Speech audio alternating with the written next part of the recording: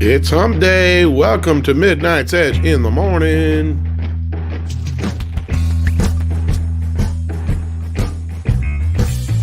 They claim they're gonna make Star Trek more like classic Trek again. Waka waka. And you may see new advertisements in old films. And what kind of Pandora's box does this open up? That and probably more this morning on Midnight's Edge in the morning. How you doing, Andre? I'm doing excellent. It's a little bit windy right here, so maybe you'll hear the wind in the background from outside my window. But I'm inside, so all is good and well. And also, how about yourself? I'm doing all right. We also have Rob with us this morning. That That sounds promising. Yeah, I see. I'm the only guy up and about this morning. Well, I'm up, I'm about, but I'm not necessarily, He's had a horrible morning dealing with Home Depot. And like yes, go ahead. Yeah, like I told you guys, people wondering what those cryptic tweets were, and Home Depot was supposed to deliver a couple items for me, and they never got put on the truck. So yeah, thanks a lot, guys. Yeah, I got freaking tenants badgering me about when they're getting their sink fixed, and you're not helping exactly.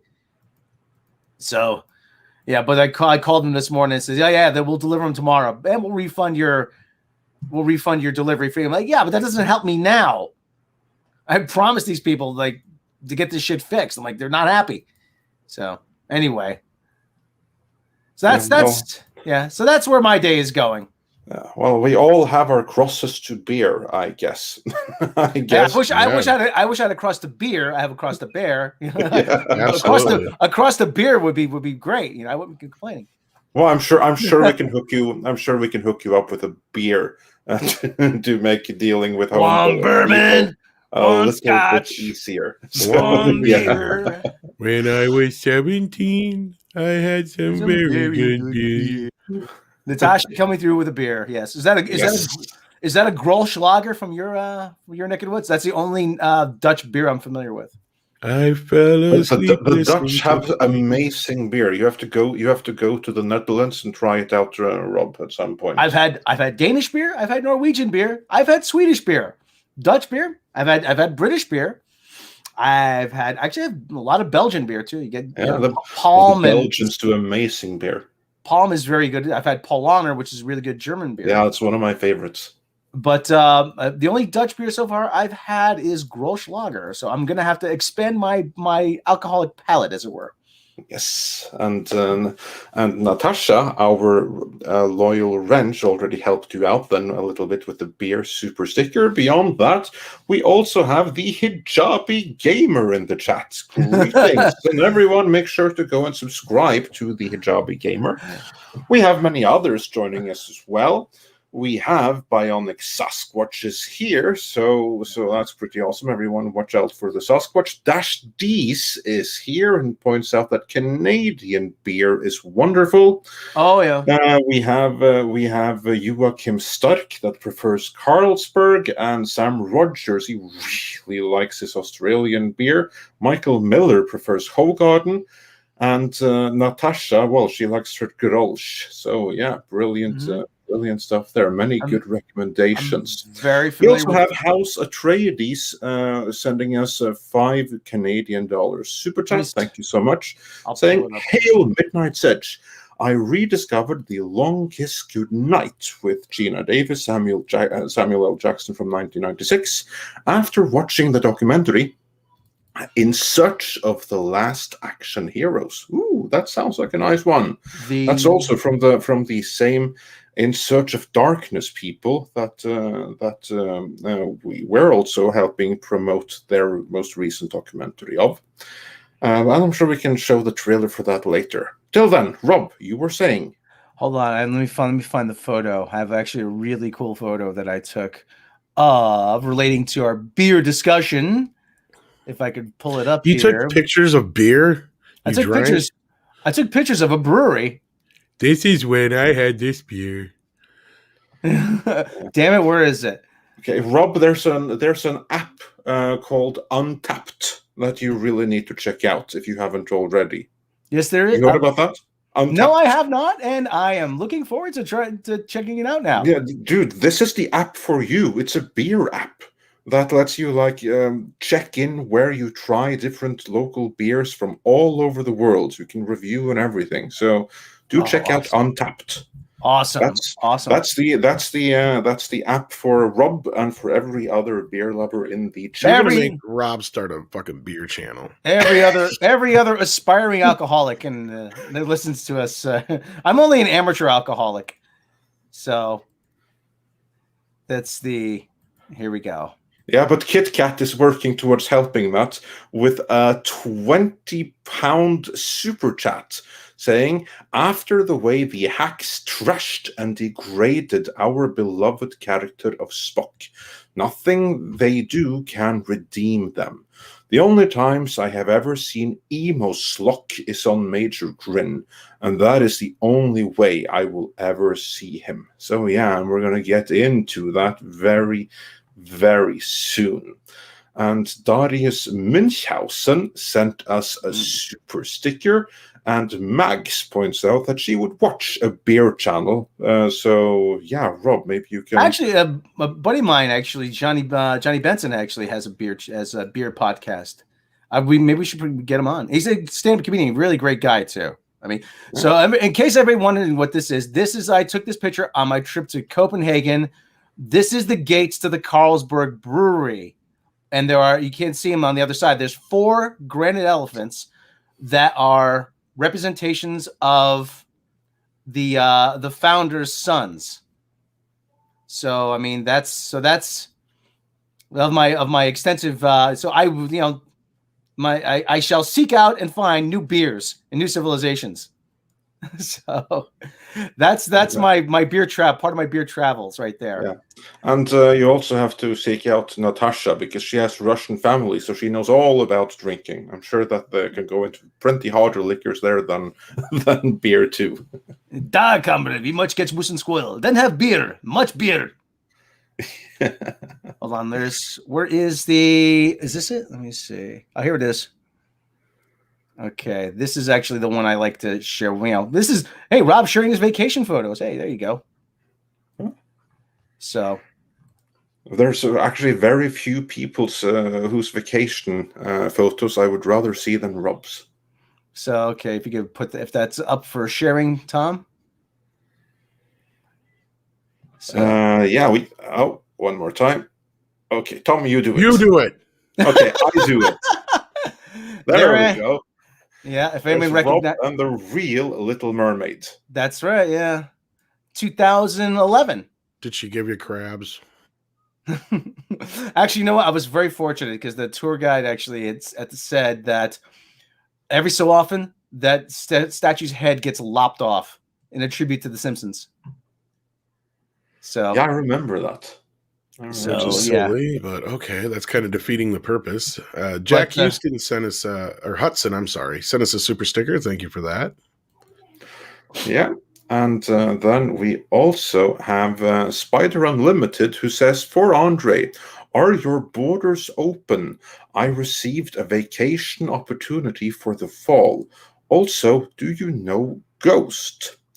Well, to answer the first question, Ghost, I assume you refer to the Swedish band Ghost, in which case I am familiar with them. I've seen them live on, I think, 3 occasions. Yes, I've seen Ghost live 3 times. But I do not know any of them personally. I'm not a huge fan, but I like their shows and everything, so I'm familiar with them. If our borders are open, yes and no. They are open, but depending on where you come from, it's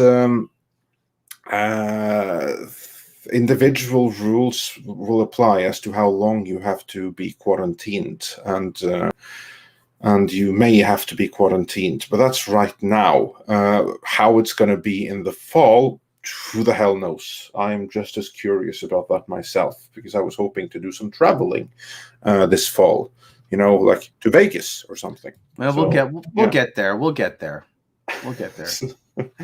But yeah, we just have to so if you get tickets, make sure that you can get them refunded without too much issue. That's the best advice that I can give right there, because who the hell knows what's going to happen.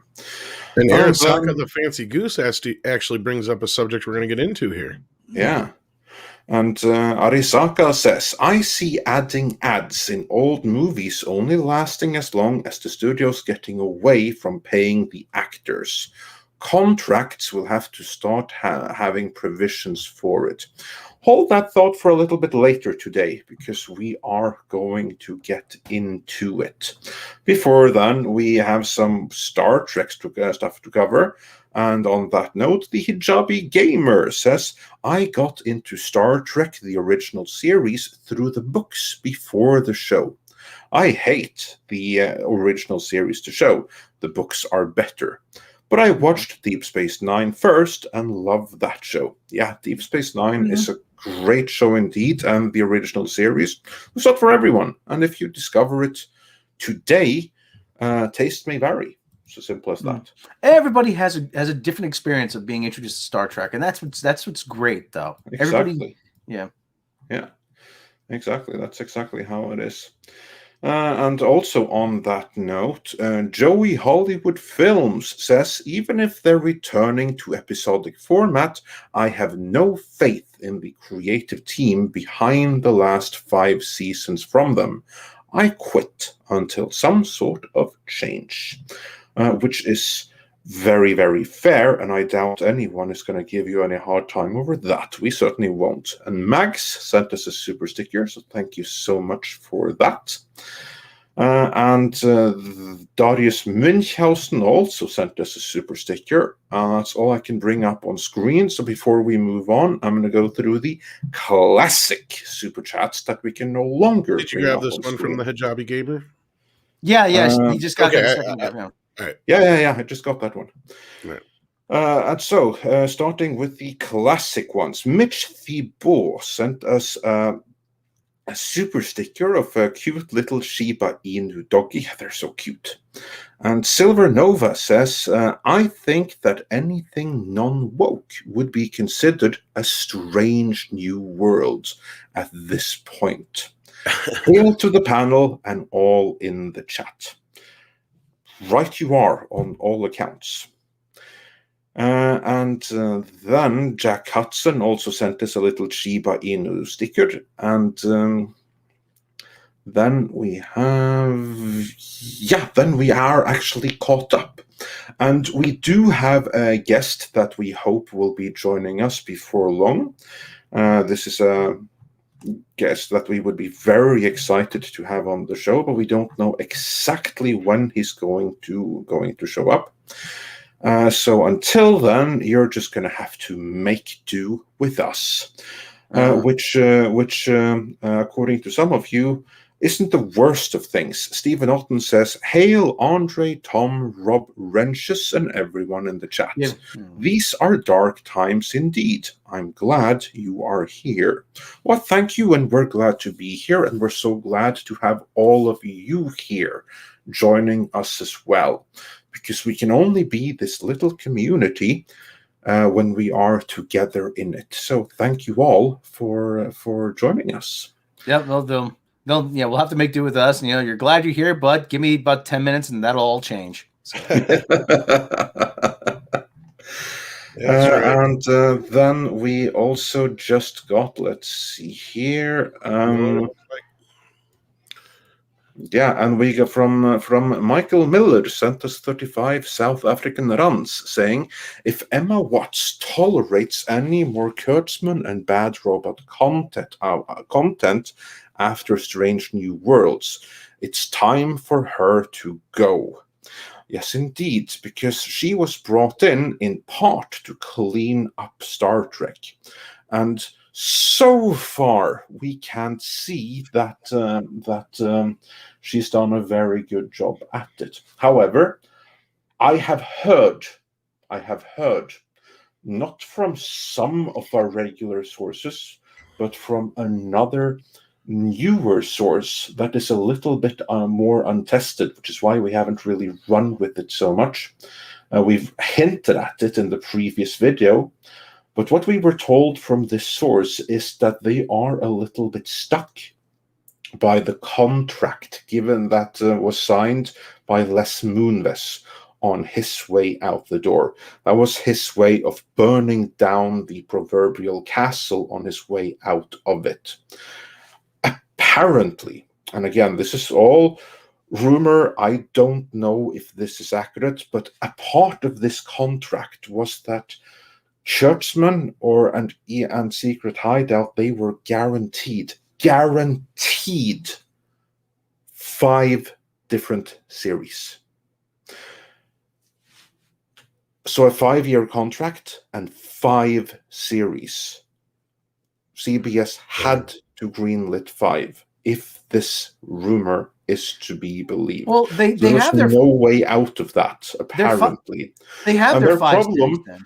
Yeah, and that would have been fine and well if they had delivered good stuff. But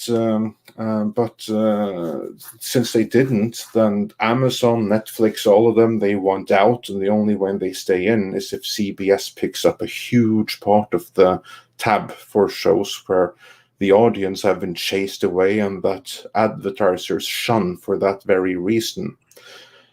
So, with any luck, things might change after Strange New Worlds, because that is, as you point out, Rob, the 5th series. Mm-hmm. Yeah, STD, Pickard. I don't call it Picard. It's not Picard. It's Pickard. It's Strange New Worlds, Prodigy, and Lower Standards. Yeah, that's the 5. There you go. There's 5. Well, and that goes along with what I was hearing, and that article said that after there's no new Star Trek until the current shows are done, which is code for as soon as these shows are done, our contract's up, and we ain't going to get anything new until then. And chances are it's not going to be from us. Yeah, this announced movie, movies have been announced many times before, but has budget been allocated to it? That we don't know, and we also don't know with what clearing there was from CBS to announce this new Star Trek movie from Bad Robot. We do know that they have a history of dropping these leaks and announcements without them necessarily being cleared. I mean, that's not something that came from CBS directly. So, yeah, it'll be interesting to see what happens there. But before we get more into that, as usual, they are rebooting their own series again. And the most recent thing we learned, and this actually came yesterday in an interview with Collider, where Anson Mount was the one who was relatively clear that Star Trek Strange New Worlds will be returning to the episodic format, which is a pretty massive change after everything that we've seen in the last few series. How many times have we been promised and they haven't delivered, though? I mean, Picard's going to be more optimistic. Strange New Worlds is going to be episodic. For season 2 of Discovery is going to be more like the original series. It's going to be more optimistic, hopeful. They keep promising, but this is all they know how to do. Really, this is all they know how to do. They can't do any better. Well, why don't they do any better? Because they don't know how. It's there's a joke about I don't remember the joke. This about. It's like, oh my God, they killed Kenny, on South Park. Oh my God, they killed Kenny. Oh my God, somebody help him. Help him? He goes, yes, help him. But they killed Kenny. Those bastards, that's where we are now. They don't know what else to do. This is what they do.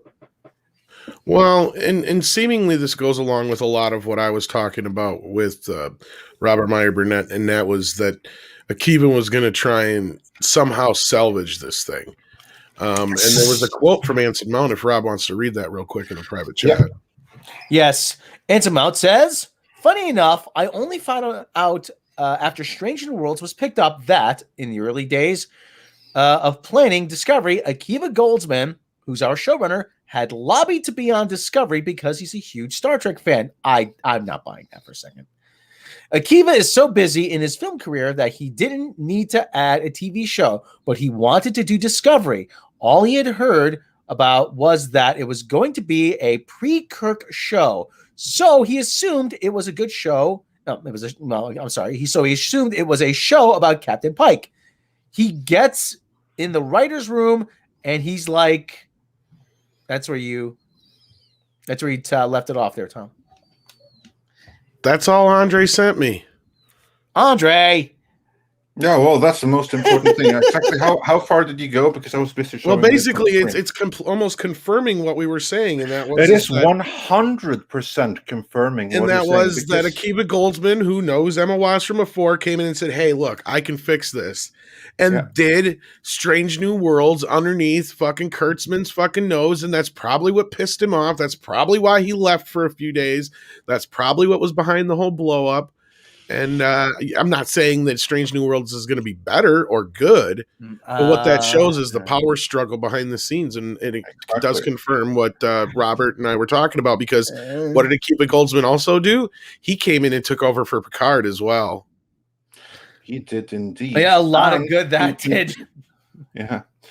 And to continue the quote, what was said here, because you're right, it was cut a little bit early, but basically here is the confirmation that Alex Kurtzman is essentially cut out of this. It was Akiva Goldsman that is trying to salvage this now. What they don't say here is that he went over Kurtzman's helmet. They don't say that, but this is implied, because again, listen to this quote. What Anson Mount told Collider was that, funny enough, I only found out after Strange New Worlds was picked up that early in the days of planning Discovery, Akiva Goldsman, who's our showrunner, had lobbied to be on Discovery because he's a huge Star Trek fan. So that's like the first takeaway. They didn't reach out to Akiva Goldsman. Akiva Goldsman reached out to them because he wanted to be involved with it. And then, adding on to that, Mount says, Akiva is so busy in his film career that he didn't need to add a TV show, but he wanted to do Discovery. All he had heard about it was that it was going to be a pre-Kirk show, so he assumed it was a show about Captain Pike. He gets in the writer's room and he's like, wait, what? This is a different show. Okay, all right, we can play with this, but we've got to do another show. So basically what he's saying is that Akiva Goldsman never wanted to do Star Trek Discovery. Not really. He wanted to do a Pike show the whole time.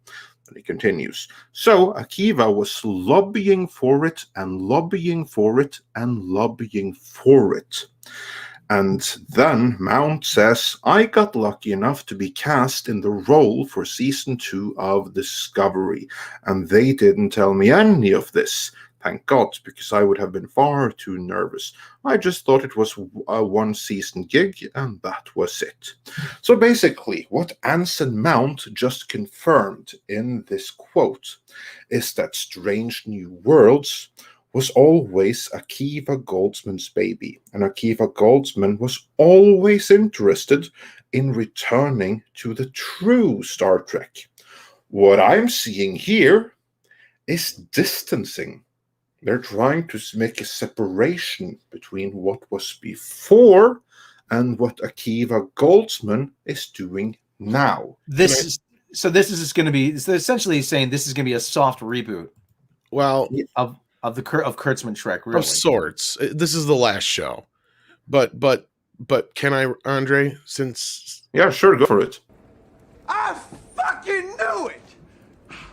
Oh. Thank you. We gotta get the Dr. Cox one on there. Wrong.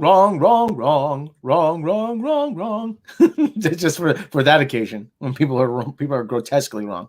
But well, anyway. I've got one for that already. You didn't see it yet? No. You know, it's amazing. You are 100% wrong. I mean, nothing you've said has been right. I love Kermit. Oh, Kermit's a treasure. That was from the Muppets Take Manhattan. Andre, if you ever go to Washington, D.C., the original Kermit the Frog is in the Smithsonian. Oh, cool. I'll make sure to go there next time I go to Washington, D.C. I've actually been there before, but that's so long ago it doesn't count anymore. Okay, cool. But So yeah, this confirms all the stuff that Robert and I have been talking about all this time. This adds a little bit more weight and levity to all the other stuff, or not levity, but weight and what's the word I'm looking for? Anyway, gravitas, yeah, to the stuff we were talking about with the possible Khan series, and maybe even Nicholas Meyer possibly being back in the fold. I mean, yeah, gravity, that might work as well, Rory. It's early. Give me a break. It's morning. Okay, here's a question. Does the Khan show happen now? Oh, I think so. I think it's on the table now. And I think that's why Meyer got pissed and called Robert Meyer Burnett. Speaking of Nicholas Or Meyer, not called him, but he emailed him or whatever. Speaking of Nicholas Meyer, I was watching Time After Time again this weekend. It was a very underappreciated film. It is. I have that on Blu-ray. Malcolm McDowell, Mary Steenburgen. Great movie. You ever seen that one, Andre? I have not. Oh my goodness. There we go. That's one to add to the list. Yeah. You know what it is at least though, right? Is that like the nuclear thing? No, that's the day after. Oh, that's the day after. Yeah, that's the day after. This is the one where not Sherlock Holmes. H.G. Wells. H.G. Wells and Jack the Ripper. Where Jack the Ripper discovers his time machine and comes to the modern day. And then H.G. Wells has to follow him. Sounds and really hilarity, stupid and lame, but I guess it actually is pretty good. Trust me, Andre. The premise sounds really dumb, but it works really well. It's surprising. That's the most important thing. Okay, like H.G. Wells, basically, it's kind of sets up like, yeah, he wrote all these science fiction stories, but what if he actually has a time machine in his basement? A working time machine, yeah. A working time machine, yeah. And he gets to the future, and it's not quite what he envisioned. But not just that, his best friend is Jack the Ripper. And when he's trying to get away from the cops, the reason that the cops never caught Jack the Ripper is because he used H.G. Wells' time machine to get away. Yeah, it's like I said, it's an out there premise, and it sounds dumb, but the execution is fantastic. Oh, that's all in execution. Malcolm McDowell plays H.G. Wells. He plays it magnificently. David Warner plays Jack the Ripper, and then Mary Steenburgen, of course, is Mary Steenburgen.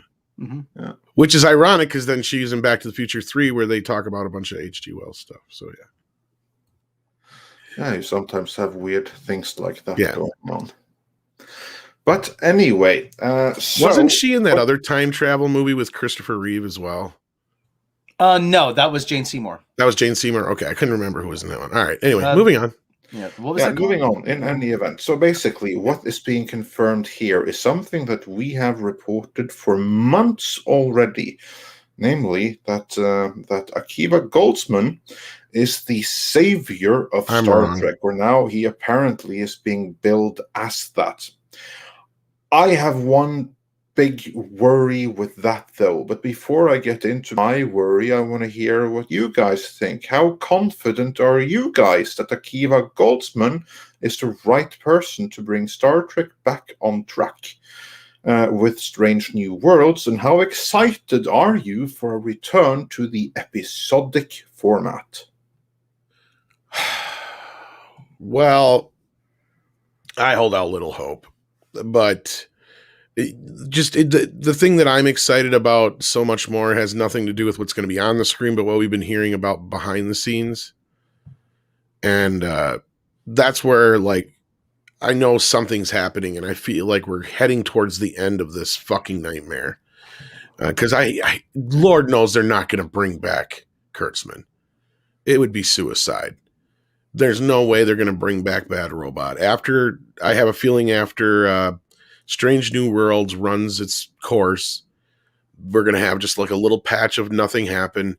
And then maybe they'll do like the Con miniseries to get it back into the old school kind of thing. Unless Kiva blows us out of the water and really manages to find a way to make this show work, make it feel like classic Trek, and kind of fix all the problems we had with the last few shows.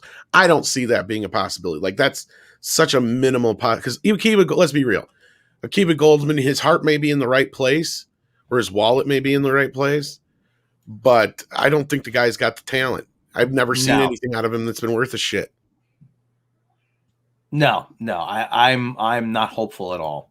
Like I said, these are the same people that as Script pointed out in the chat, he's been there since the beginning. Why should I have any faith that he's going to get it right now? Not only has he been there since the beginning, he directed the finale of Star Trek Picard.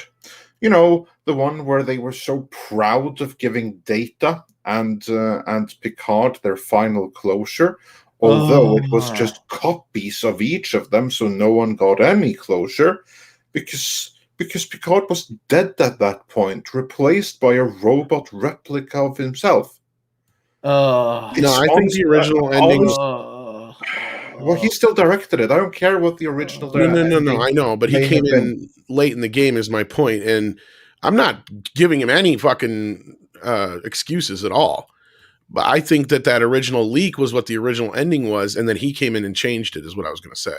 Yeah, remind me, what was the original ending? Was similar, but instead of Picard being downloaded into the Golem, it was Data, and it was a female Golem, like what's her face, Soji or whatever, Dash or whatever. Yeah, so it was a way of bringing back Data, and then I don't think Picard died in that version. Well, that would have been better. Then he went and changed it for the worse.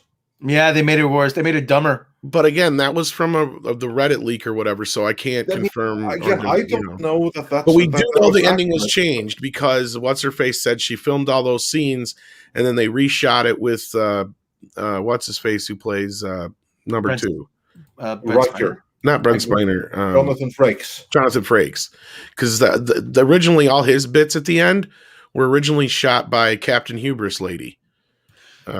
Number 1, I order you to go take on number 2. Yeah,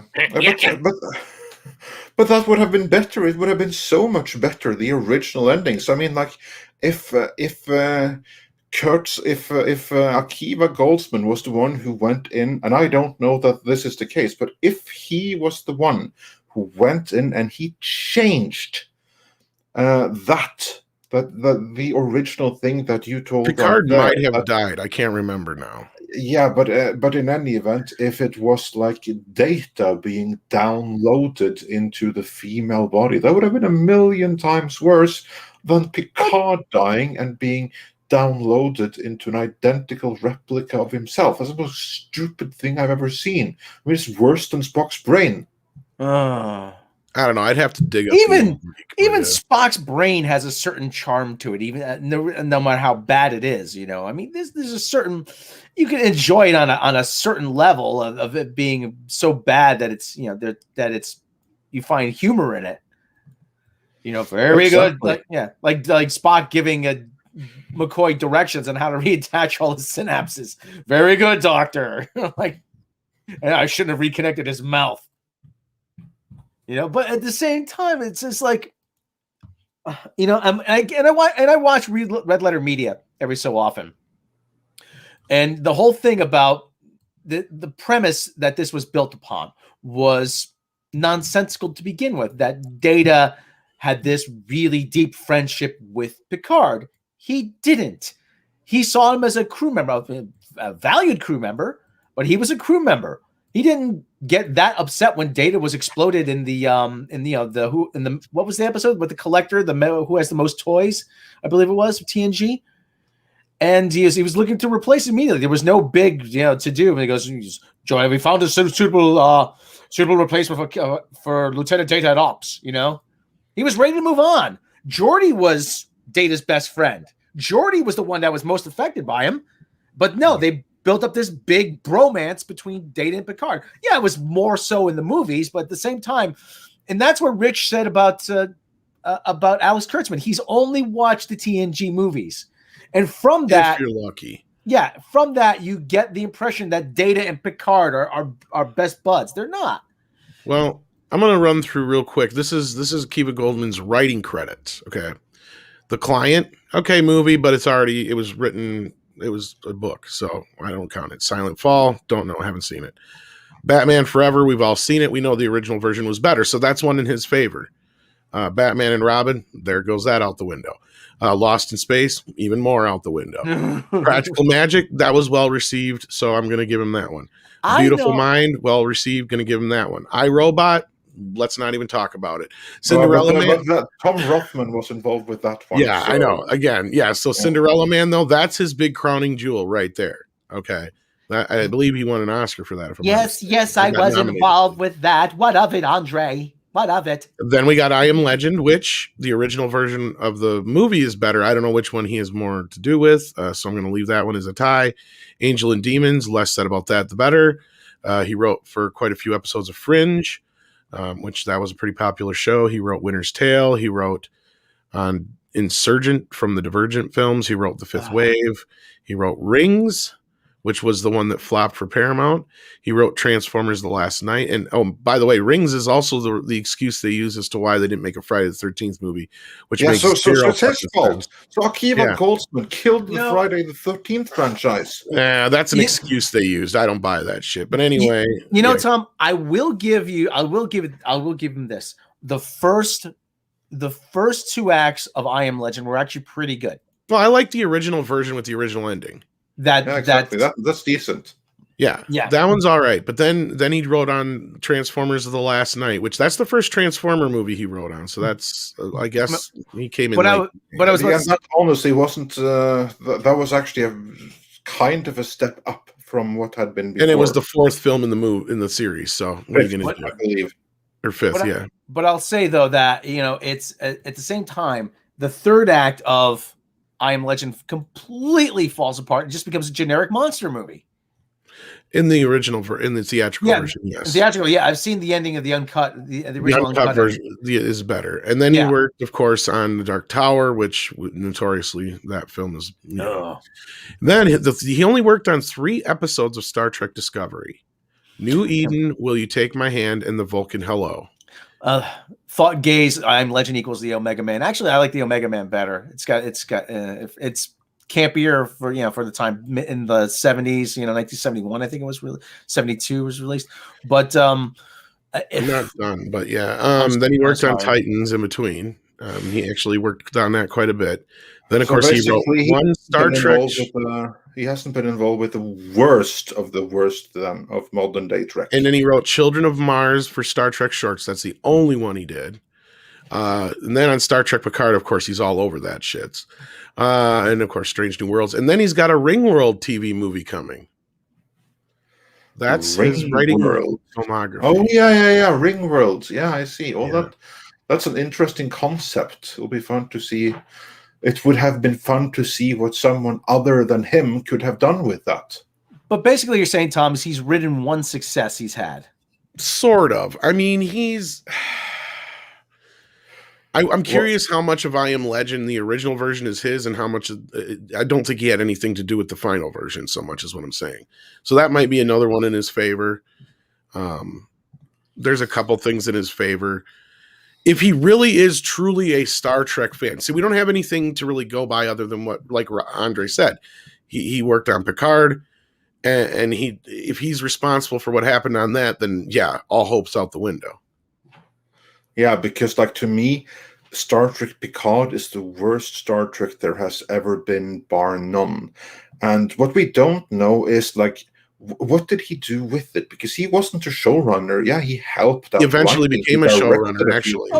Yeah, but okay. Yeah, but he didn't start out that way. No. I mean, like it was like the damage was already done by That's the what time I'm he saying. stepped I'm not in. trying to give him any excuses, but then again, yeah, we don't know what he Well, did. what we can say about those things is that they were a team effort, and it took many talented people having much groupthink and making each other inept in order for that to happen. I don't think that a single writer involved there, if left completely to their own devices, would have been capable of coming up with anything that bad. Like we would have been in far better shape if any single one person in the writing room had been left completely to their own devices than them working together. Because by them working together, we saw like this from the black writer who was ousted. Walter Mosley. Yeah, exactly. For having used the N-word in a conversation, and someone took offense to that. In such a writing room and such a creative environment, they are inadvertently going to end up playing a game of, can you top this? In terms of pitching and coming up with bad ideas. So bad that it just can't happen in isolations. They made each other inept. And of course, the showrunner's to blame for that. So here's to hoping that that he wasn't one of the instigators that made it as bad as it was. Well, the thing is, just because he's a fan of Star Trek doesn't mean he understands it. No. Exactly. That's the and that's other what thing. I was saying, yeah. And I question how big a fan he really is. Well, we got going in the favor is Anson Mount's quote, is that he came in and he's like, wait a minute, this is supposed to be pre-Kirk. Where the fuck is Pike? You know, at least he knew that much. Granted. Yeah, that is a start. But again, I always say that they don't have, like, the people working on this stuff, they don't have to be fans. They have to be skilled, and they have to recognize what fans see appealing about it and latch onto that. That's all that's needed. That's what Nicholas Meyer did. He wasn't a fan. He still isn't a fan, but he was able to understand the property. He was able to understand, aha, this is what is appealing. This is why it's popular. I'm not a fan myself, but I intellectually understand what people find appealing about this. So now I know what my take should be. That's really what we need. Like, you have had many writers who have been fans. Like Uwe Boll is a fan of the properties that he's worked on. That didn't freaking help. No, and I get that. And like I was going to bring this up too. Script Doctor says he may have even only known of Pike from the 2009 movie as well. That's a very big possibility. Absolutely.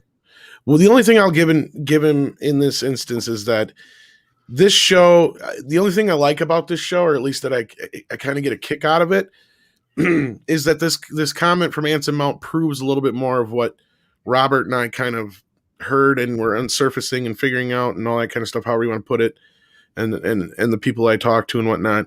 And that is that Akiva Goldsman did this underneath Kurtzman's nose, pissed him off.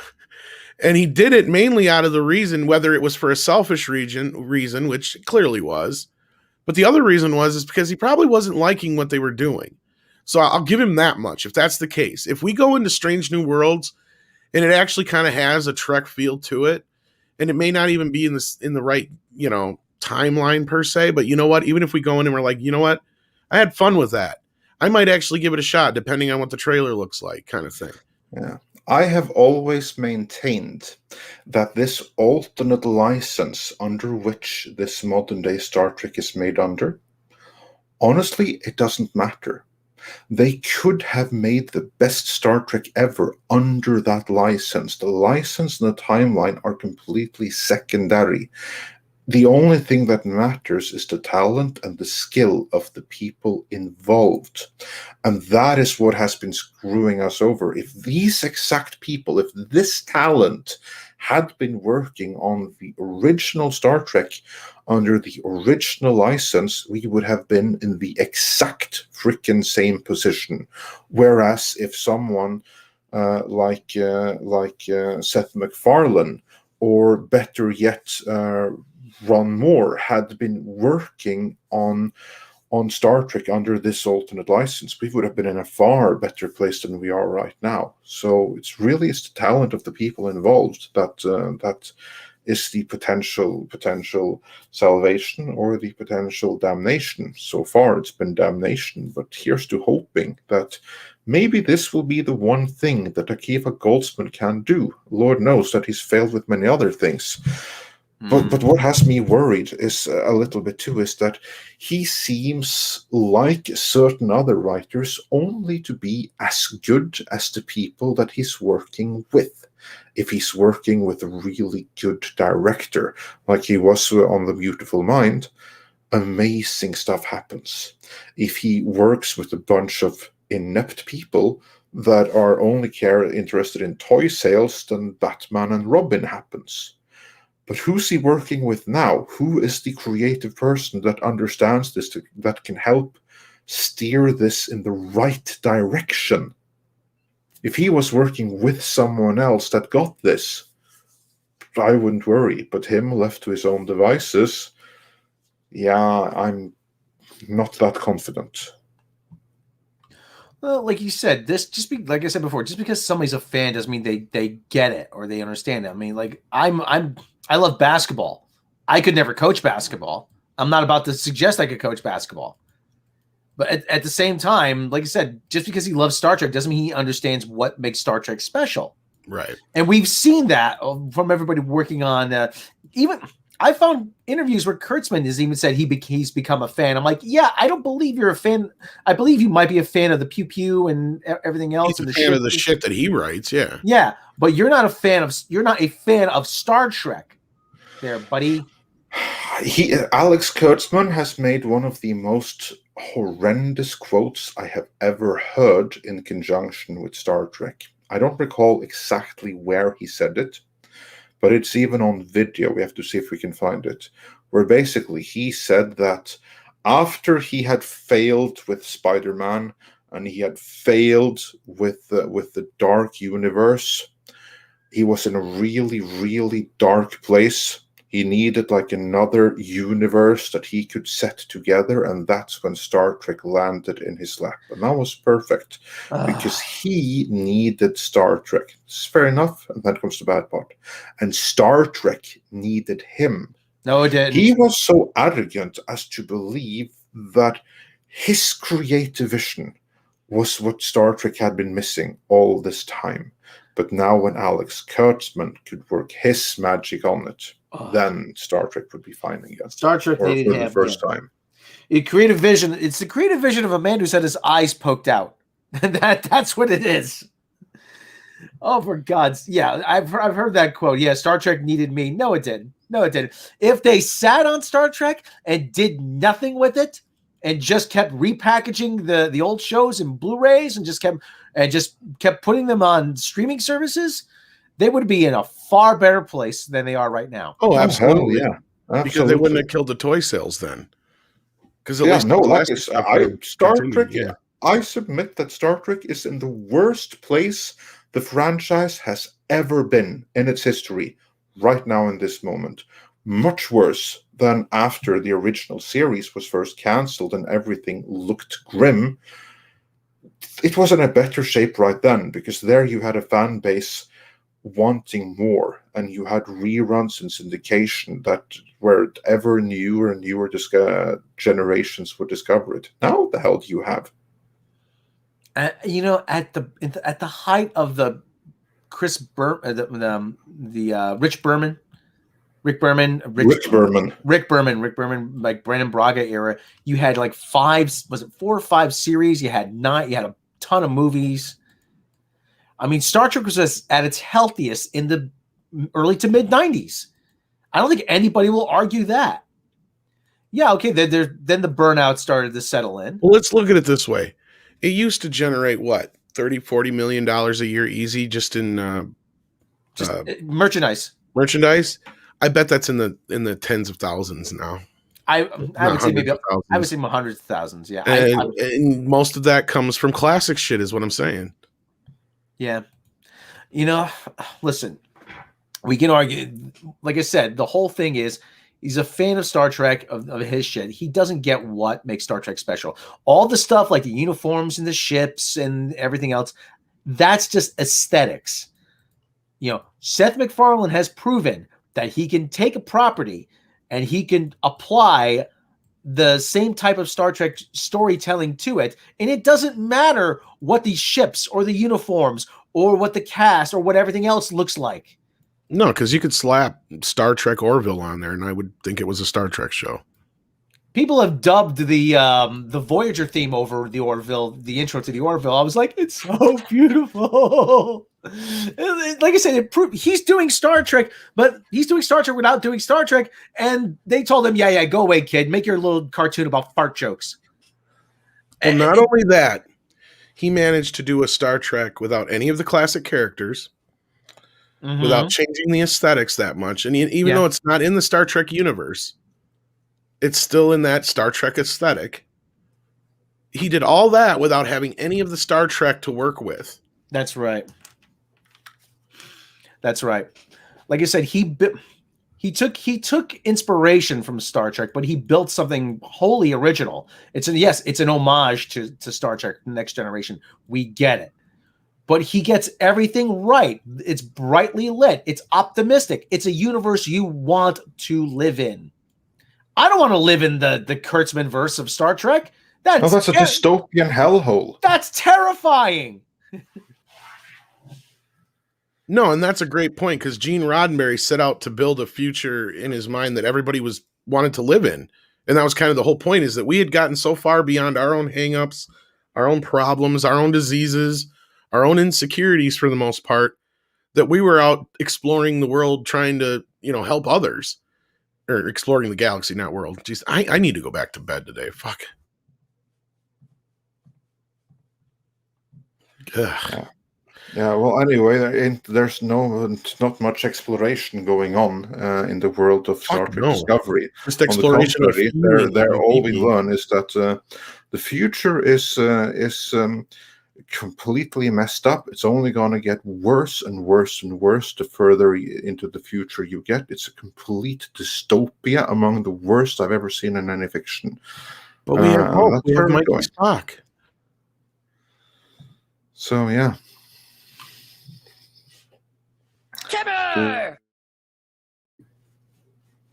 That's the most exciting thing we got out of Star Trek Discovery. Yeah, and guess who gave that guy his name? Me. They couldn't even be bothered to give that guy a name. Well, no, that's the truth. If you go back and listen to our original Discovery reviews, we could not remember their names for the life of us, and it wasn't because we weren't trying. It was because they gave us nothing to work with. You watch Star Trek The Next Generation or Star Trek the original series, within an episode or two, you already know everybody's name. Mm-hmm. They do it in a way that it's not annoying, but it's like, okay, you understand the character, you understand who they are. I know who Worf is, I know who Picard is, I know who Kirk is, I know who Spock is. Hell, I even know who Scotty and all them are. You know what I mean? Like, it doesn't take you long to figure out who, and we know them on a first name fucking or last name, one name basis. And there was a guy in the transport room, engineer Kyle. You knew his name. There was a guy that only appeared on 2 episodes, Riley. He was a helmsman. But we had to give them all nicknames because we didn't know their names. Yeah, we weren't going to bother looking them up every goddamn time. As Natasha points out, Lisa Left Eye, Mrs. T, LeBron James, not Sulu, Nebula. Now you have what? Now they have the new girl, Blondie. I don't know what her name is. Blondie. We just call her Blondie. Yeah, good enough, Blondie. Yeah, that's that's former Nebula. Yeah, we know. Yeah. Yeah, well, like she got tired of wearing the makeup. Yeah. But like I said, we got Timmy, and then Timmy. Yeah, we got Timmy. Yeah, but like I said, it's even the people on lower decks. They mention them by name. It's more of an ensemble show, but even we can't keep their names straight. We have Geordie LaForgery. We have Green Tilly, and there's Dr. White Man Bad. We have Not Riker. And what else? There's a couple other ones. I can't remember. Not Mikey Spock or Mock Spock. Mikey Spock. Maki Spock. I don't know what her name is. I think that's what Doomcock called her. Yeah. They named her Beckett Mariner. BM. Bowel Movement. We'll call her Bowel Movement from now on. Well, and Yeah. that's what's sad is that Lower Decks was the best we've gotten out of this Kurtzman trek so far. That's what's sad, and that's meant to be a fucking joke. Mike Miller's sent us a super chat. We're gonna go back order here. We're gonna get through these. Yum Yum Lady. Oh, Yum Yum Lady. Don't forget her. Yeah, don't forget her. Star Trek Discovery and Strange New Worlds have the wrong uniforms. Deal breaker. Look, I mean, and I get that because there's a lot of fans that they're really, and that's the thing with this series where I just don't even understand where they think they can get away with fucking with canon and the aesthetics of the show is because this is one of those shows or one of those franchises where the fans pay attention to that shit. They know the ins and outs of every single ship and, you know, all that kind of stuff. I mean, I'm not one of those fans, obviously, but I know those fans and I respect them. And I don't know how they think they're going to get away with that. But see, I wouldn't even personally have a problem with that. And I don't think a lot of fans were if the storytelling was just decent. And I think that's what Andre was getting at before, basically. Well, that's another thing too. Like I said, the uniforms are just aesthetic details. That's all. You can have the different uniforms if you get the nuts and bolts right. I'm sorry, the uniforms in the first Star Trek movies suck ass. They look crap. They look like lounge uniforms. Another character I brought up in chat, Nurse Akawa. She was only on a handful of episodes, but we still remember her. Because they're like onesies or whatever, aren't they, in the first movie? Yeah, onesies. And from what I heard, they took parts of those uniforms and they just dyed. They gave them red pea coats and they had the Star Trek 2 uniforms. The Wrath of Khan is essentially a soft reboot of the movies. See, and those uniforms I like better. But see, those uniforms now gear more towards like the naval style. They're more militaristic, yeah. Yes. Well, that's good and well. I don't mind that. Yeah, no, see, and I don't have a problem with that, but I can understand where fans do. That's their bag, you know? I mean, I'm not going to knock them for it, so. Yeah. I mean, what do you think? I used my character on Star Trek Online, has the pea coat, but I made it green just to give him my own little thing, you know? So it's a green pea coat. Yes, it is. Troy Pacelli says, is the Timmy meme a robot Shlomo production? Yes. Yes, it is. Yes, it is. Yeah, that's all Rob all the way. Because if you think that the writers of Star Trek you could actually come up with something as clever as that, I'm very sorry to say you have another thing coming. Well, they're dumb enough to put somebody in a wheelchair on a spaceship. Let's not even get into that shit. And then the last older one I can bring up is Xenobit. Says there are 3 types of Star Trek fans. 1, the progress of science. 2, interacting with aliens. And 3, vroom, pew, pew, go boom. I don't even know if there is that third kind. Well, there is now. Star Wars fans. I mean, it's called the Vulcan Hello. That's what I'm saying. Like, no true Star Trek fan really is into the vroom, vroom, pew, pew, go boom shit. That's Star Wars. Yeah. And then Stephen Otten came in with a newer one that said, see Drinker's video about why canon is important. Absolutely. I love that video. Great. Yeah, it's a great video. Yeah, he's, really Well, Drinker does a lot of good work. Oh, yeah, of course. And then Xenobit come in one more time and said, classic Trek shows had characters' names in every single opening scene sequence. Yeah, they did it like the Stan Lee way. Mm-hmm. You know, like you do it unceremoniously. You just kind of make it a part of the dialogue, you know, and that's where he always did with, superhero origins. He found ways to mix it into the story without making it feel like it came out of nowhere. You don't have to have this big flashback. You just find ways of, talking to the characters, showing a character trait so you get to know them. You know, there's just little things that you can do to make a character memorable that they don't do on the newer shows. But I know we have some classic super chats as well. Yeah, we do. And I actually can bring a classic super chat or 2 up on screen. But Rob, before that, you were saying. Yeah, well, like I said, the whole thing, John 42 is pointing out, do I know what a P code is? Yeah, I know what a P code is. I'm just using that as a general, I got the term wrong. Okay, I'm sorry. But at the same time, like I said, the whole idea behind Star Trek, I mean, one of the things I noticed actually, first thing right off the bat, when I saw as the first episode STD is no captain's log, no first officer's log, no opening exposition to sort of bring you into that world. I'm like, yeah, something doesn't feel right about this. And they still don't use it. They've used it in a couple episodes, first officer's log, But that's an important part of Star Trek. It's an introduction to the world. It's introduction to the episode. It sets the stage for what is to come. It provides perspective. And the fact that they don't do a simple thing like that really is telling. It really is. It tells me that you know what, guys, we're doing it our way. Screw you. Green peacoat. All right, and then to get into Cyber Soldier says with $5. Go ahead, Andre. Yeah, how in the hell are they still getting money for these shows? They need a producer like Moore or Bear to save Trek. Actually, I can answer that. Here's like the thing. That the people that actually get money from these shows, Secret Hideout, they do get money. And here's why. In their contract with CBS, they have that CBS has to pay them a production fee. This is a substantial production fee.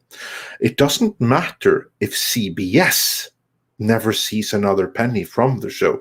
They still have to pay this production fee to Secret Hideout. Then Secret Hideout would also get a kickback on all merchandise and everything like that that's based on their license. And of course, there's very little such merchandise. There's some, but there's very little. But that little, they do get a kickback from.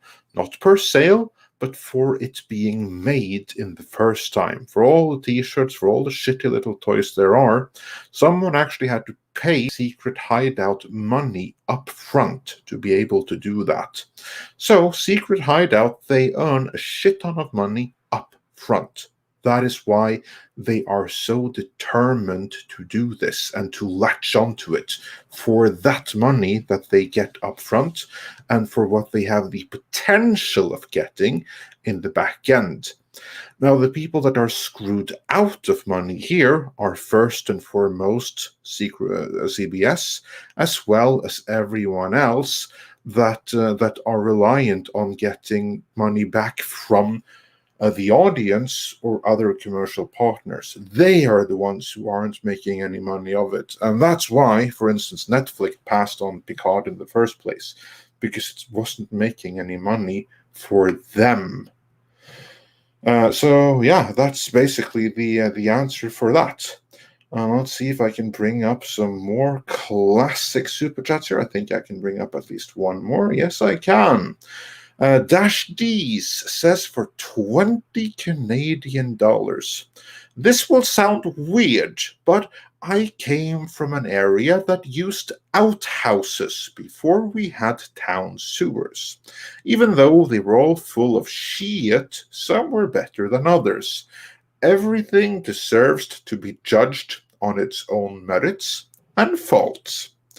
Well, Dash D's, thank you for sharing that story. I don't quite see how it's relevant. I kind of get it. I do. I kind of get the analogy. I really do. I think I know what he's going for there. Yeah, but just to be absolutely certain Or she, sure. That, but Dash D's does have an update because Dash D's also said in a follow-up, I just reread my last super chat. I think I forgot my meds this morning. So, yeah, but in either event, thanks for sharing that story. We could all use a little laugh and some outhouses every now and then, because that's always hilarious. And then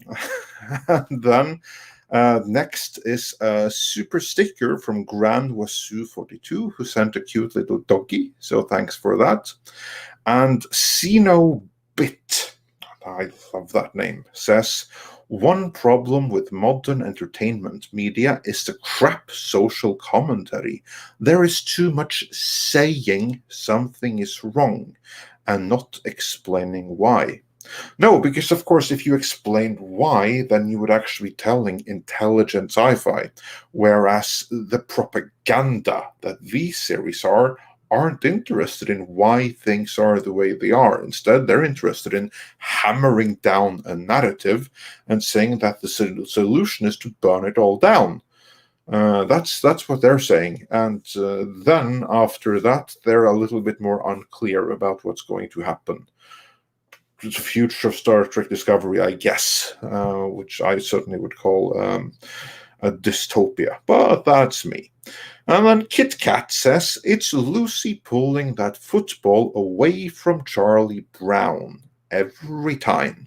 And just to be clear, right now I'm reading the classic super chats I can no longer bring up on screen, but just so that you know what I'm doing. And then Michael Millard says, Meyer was originally sidelined for making competing content after negative fan reaction to STD trailer. It also scripts owner by Secret Hideout.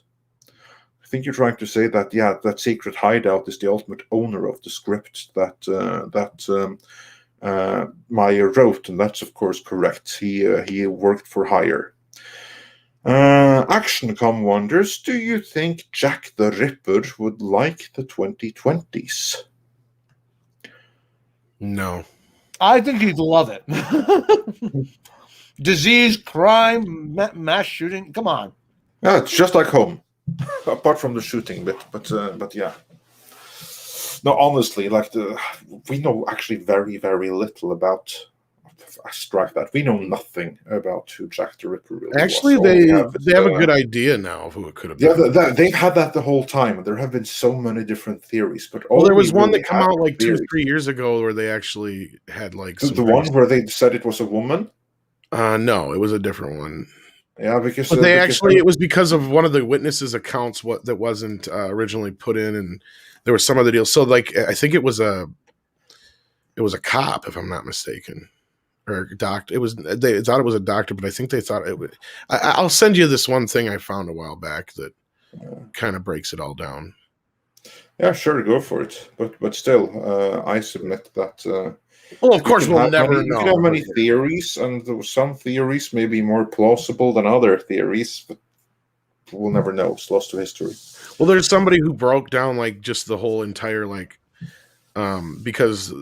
Like how far they had to walk, certain people had to walk, or not so much that it was a cop, but the cop could have nailed the person who it was at one point, because there's no other way it could have been anybody other than Jack the Ripper, was kind of what it boils down to. It times it all out with which cops were on duty and who was actually on the streets at the time and all this shit. It's pretty good kind of like breakdown of you're pretty like 75% sure of who it was.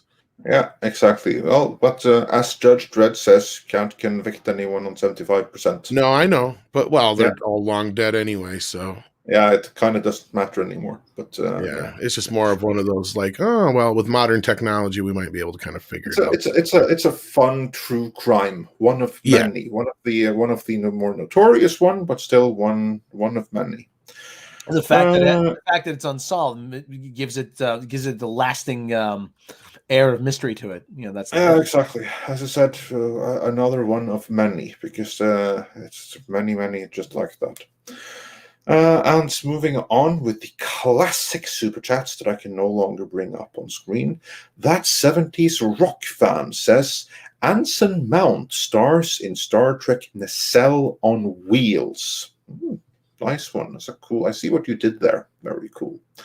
Hypergiver 2 said, the only way I can give New Trek my money is if it gets William Shatner's seal of approval. That would be something. Which actually reminds me, something amazing happened on Twitter the other day. Did you guys see that? It was the birthday of Sulu, and William Shatner congratulated him. Well, that's awesome. I didn't see Star Trek doing it. No, but you know who they did congratulate? I know where you're going with this. Go ahead. Yeah, but why don't you follow up? Who did they congratulate? Whose birthday? Translate Crusher and their girl boyfriend it was. Yes, half of Translate Crusher has birthday today, and that they saw fit to congratulate. Not those problematic old dudes. Stop the Asian hate, motherfuckers. Yeah. Got a problem with Sulu? Well, evidently they do. I'm surprised Rob didn't break into Sulu.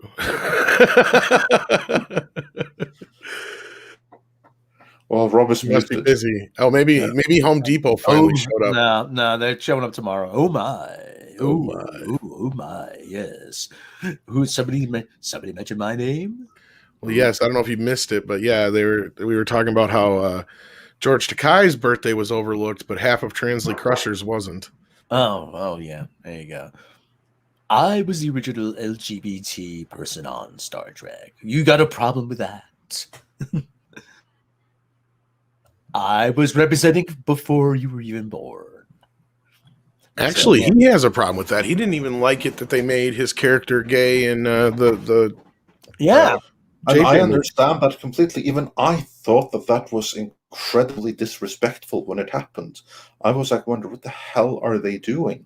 Because there you have like, not only was he a gay actor working, he was also an Asian actor working in a big role in a time where there wasn't too much of that, and then they retroactively go and say, hey, you know what? Since you are gay, we're going to go back now and make your character retroactively gay too. How you like them apples? Which for an actor As like an that, actor, yeah, sorry, carry on, Tom. well, I was just going to say, first of all, somebody who's already living under the shadow of a character like that is bad enough, and then you go and make the character more like them in real life. First of all, that in and of itself is kind of like a big fuck you to the person. Secondly, it's just insensitive because without even asking George Takei how he felt about it, and he clearly let his feelings be known. I don't know if that's what you're going to say, Andre, but go ahead. Mm-hmm. Yeah, no, what I was about to say is that to me that's just disrespectful. It's like, hey, you have like this little thing, and we think that is so awesome that we are no longer going to separate you, the person, from you, the actor, and the characters you portray. So because you are gay, your character is going to be gay now too.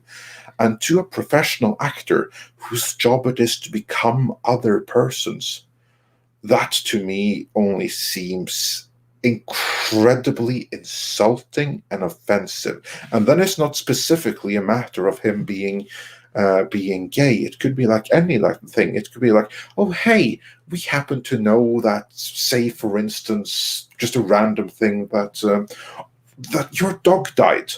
So therefore, we are going to write into the show that Sulu has a dog, and that dog died, and it really shaped the character.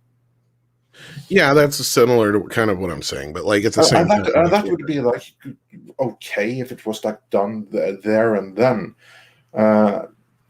and with his blessing, that would be one thing. But when they like retroactively say that this is one thing that defines you and your body of work so incredibly much, this is before you as an actor comes this particular part of your identity. So we're going to highlight it so much that it's even going to bring into the characters you portray.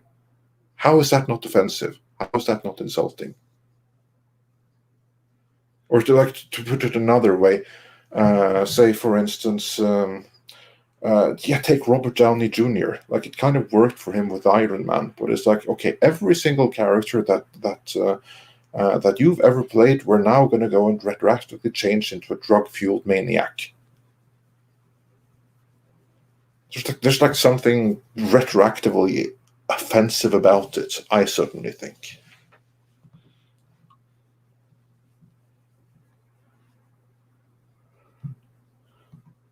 And feel free to disagree. Tom, you're muted.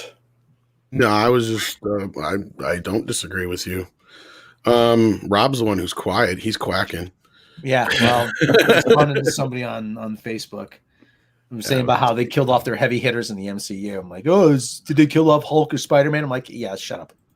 Go away. Well, yeah, kind of, because they emasculated Hulk, so they kind of did. Yeah, we used to, as he say in my neighborhood, yeah, go play on I-95, okay? Yeah. What else we got for classic super chats? Yes, for other classic super chats, we have. I think we are pretty relatively caught up there actually.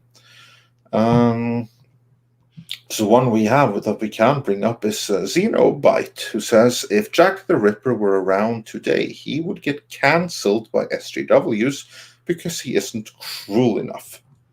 Yeah, or maybe because he didn't put his pronouns in his Twitter handle. That would also be a pretty good reason to cancel him right there. And Stephen Otten says, in Picard's first captain's log, you understood who he is, what the new Enterprise can do, and how the universe had moved on in the meantime. Intelligent writing like that no longer exists. Well, I think it exists, but the problem is that it's not allowed to appear on screen, certainly not in high-profile productions like this. That's a problem, but I do believe that you have writers that could do it, if allowed to. And Kit Kat wonders, where do CBS shareholders come into this? The pension funds, for example, which will have to explain things to the pensioners. Well, I do recommend that the shareholders do ask critical questions, because until they do, they don't. Not really, because CBS is supposed to produce value for their shareholders, something that they have been failing at in a rather spectacular fashion, and there are many reasons for that. But some of the bigger shareholders, like those that are involved with the pension funds and everything like that, absolutely should be asking the question, what the hell are you doing? How can you allow this to happen? And if they don't, that's actually the shareholders failing in their own responsibilities to their clients. So, yeah, they really need to get on that. They absolutely do. And I mean, in Star Trek is only... oh, go ahead, Andre. That's just one part of it. Yeah, you know what?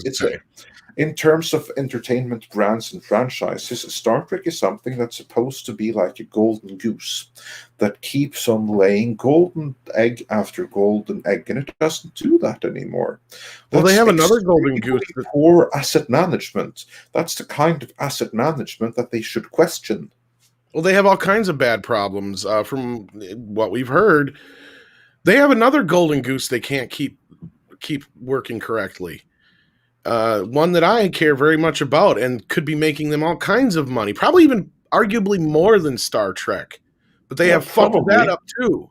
Teenage Mutant Ninja Turtles. Yeah, I was about to say.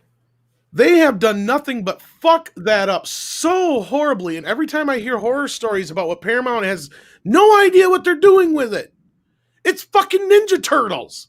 How hard is it? And it's almost like they've gone out of their way to destroy it. Rob and I watched that first episode of Rise of the TMNT. Oh god, it is unfucking watchable. That was horrendous. It is just, oh my god, it is just nobody. You know what, Tom? Nobody is there. Nobody's there in the room to say, "Hey, let's not overthink this." Okay, they've got nobody there for IP brand management at all. But everybody wants to reinvent everything. Hey guys, don't overthink this. Okay. It's ninjas, it's turtles. Well, and they got SpongeBob too, and they're getting to the point where I'm surprised they haven't completely and utterly destroyed that. But I don't know how this SpongeBob baby things is gonna go. I don't know. Yeah, remember the whole thing in The Simpsons with Poochie? Yeah. Remember that? How can we forget? They do these things by committee. I'm like, that I imagine is not too far off. If script is still in the chat, I mean, he could probably attest to that. That's probably not far off from what they do. I almost cry when I hear the shit I hear coming out of there, because Ninja Turtles, Star Trek, these are franchises that are evergreen and shouldn't have a problem. It's not that hard. And yet they can't seem to see and figure it out. Like, oh, this old stuff keeps selling, but why? Why doesn't this new stuff? I don't get it. I don't know. You know, it's like, oh, Jesus, because you're fucking doing it wrong. You idiots.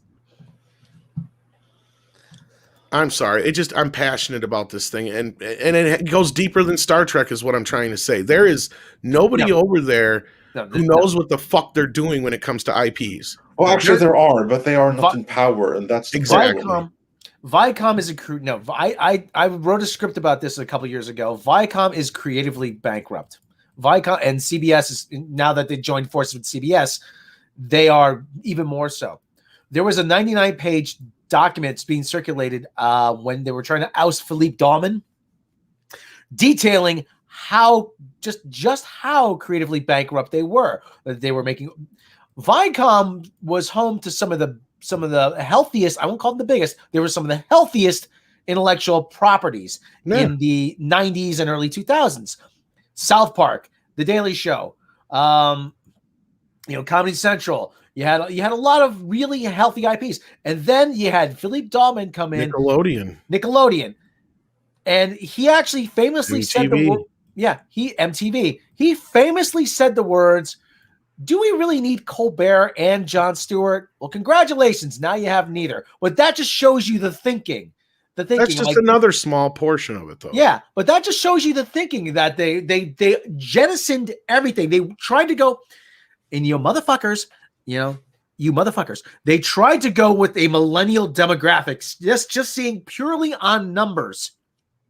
Oh, this demographic is huge. We're going to appeal to them. Well, guess what? You failed. We've seen it. We've seen it across the board. Just like the whole extreme trend in the 90s. Remember that? That failed too. Well, and the other thing is they were one of the first companies to take a very anti-fan stance, going against Star Trek fan films, right?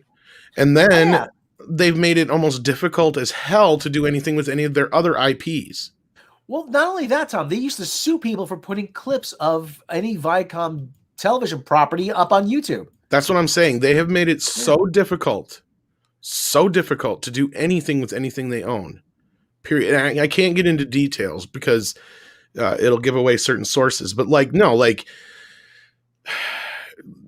and nothing they have over there, I think, has got any chance of going anywhere as long as they've got the people they have in charge. Okay, I'm going to say it flat out like that. That's probably the best way I can put it.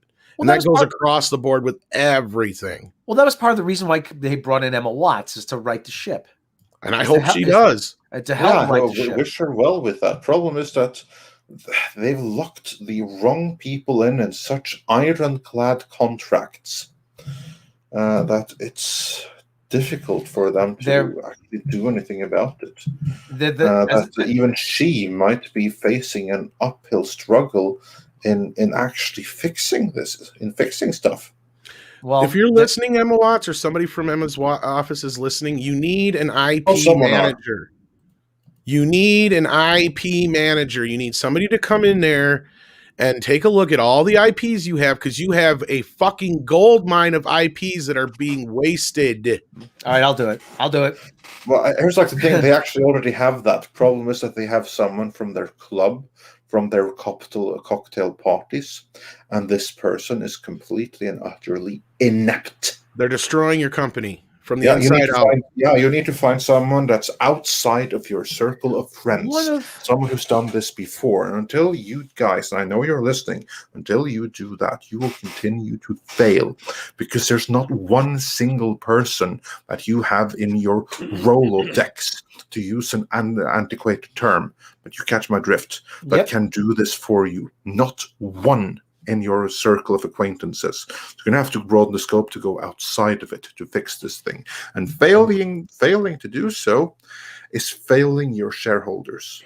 Well, one of the things they did was they brought in somebody from Netflix to help them have a bigger digital presence and to help them.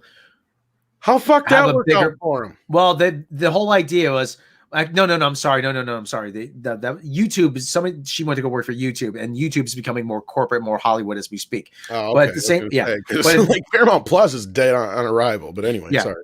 But like I said, the whole thing is, and just take a look at the poster boy. One that I turned on my Fire Stick a couple weeks ago, and the first thing I got was an ad for Paramount Plus. They had Mikey Spock and Trevor Noah. There's your problem. There's your fucking problem. You have two of the most unlikable people as the poster children for your service and for your network. And you had that dumbass host the Grammys. And remember when I said Trevor Noah hosting the Grammys? Tomorrow's headline, lowest rated Grammy broadcast ever. They don't know what they're doing. They just keep doubling down on the same shit that doesn't work. Yeah, maybe it'll work this time. Remind me what the definition of insanity is. To keep doing the same thing and expecting a different result. Exactly. And that's what, no, and then this goes back even farther than the woke business. That's what I'm trying to say. Like, Paramount has been fucking this shit up for what, the better part of a decade or more now? It's got to be over a decade. More than that. I mean, and this has more to do than just with the split, because this is beyond the split. They've got stuff they could have done all this time that could have made them money. But no, instead they let Michael Bay make a fucking Ninja Turtles movie. No, instead they let J.J. Abrams and fucking Kurtzman take over Star Trek. You know, instead of actually doing this shit the way you should be doing it and getting people behind the franchises, you've done fucked it all up. And then Hasbro, they've got their little universe, and you done fucked it up with them. I'm surprised they're even sticking around.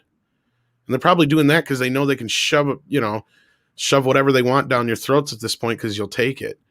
I mean, how they fucked up G.I. Joe and Transformers, for fuck's sake. Yeah, I mean, that's more Michael Bay, but still on the Transformer part, but still, they let him do it. And I'm pretty sure that when push came to shove, oh, how could you do such a bad job on Transformers? Oh, well, you just sat there and let me do it. Well, yeah, we kind of did. And then when they try to fix it, they see that as a failure because he destroyed the franchise. I haven't seen Bumblebee, but just about everybody who saw it said this is what we should have gotten from the start. Fantastic movie. So yeah, that's one you have to see. It's so, I have it. so I just haven't had a chance Like to sit down and watch it yet. Like I said, the one of the inherent problems is that people tend to overthink everything. They really do. We see we see it all up and down. Transformers, you're overthinking. You're overthinking this. Ninja Turtles, you're overthinking this. G.I. Joe, you're overthinking this. Star Trek, you're overthinking this, guys. It really, at its core, they don't even realize what makes these things special because they're too busy trying to say, how can we reverse engineer this to make this appeal to no, stop. We got it right the first time. Speaking of reverse engineering, that kind of will segue into our next bit, but we got a couple super chats to grab before. Yes, we do. They're getting more and more classic by the moment. I was going to say, I don't know if you got Jay wonders, has there been any news on the Orville? As far as I know, it's back filming again. I think they're even finished filming, if I'm not mistaken. Yeah, so that should be coming before long. I would imagine that we get season 3 coming this fall. Yeah, I can't remember the producer's name, but Tom...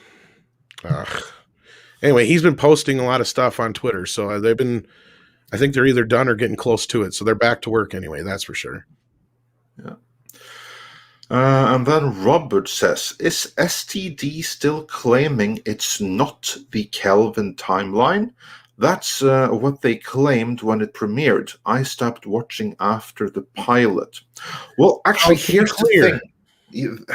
Technically, it's not the Kelvin timeline because we've actually made a whole video explaining this, and I think that some people misunderstood it. But the point is that ignore all the talk about timelines. The timelines don't mean anything.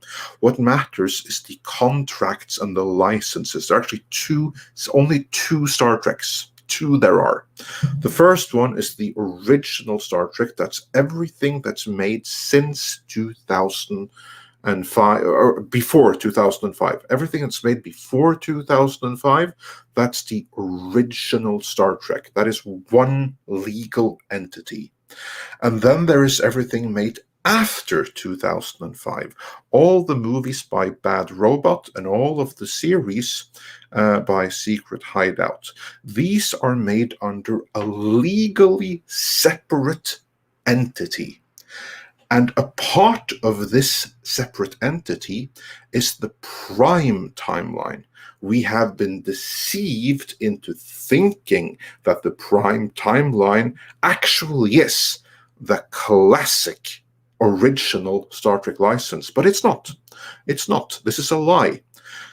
The Prime timeline is a product of the alternate Star Trek, which is a legally separate license. So the Prime timeline is basically whatever the hell they want it to be. So they call it Prime.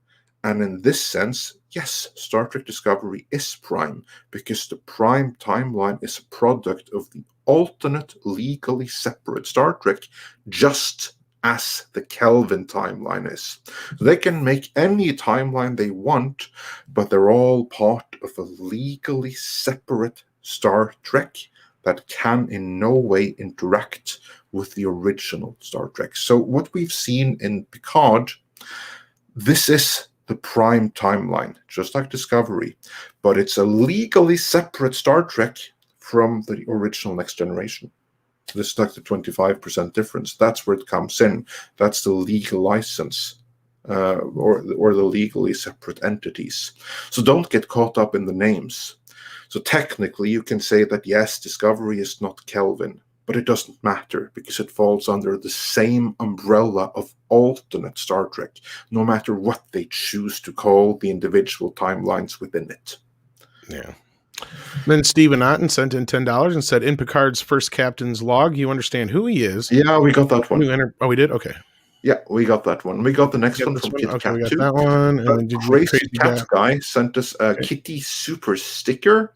We also got Xenobit commenting a follow-up on Jack the Ripper. And then the next new one is Starfleet Capitalist, who says that Orville is my Star Trek.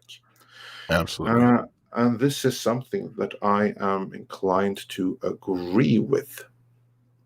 And then you have Harry Nice Guy on screen right now saying, I'm so excited about their pink, woke, female ninja turtle.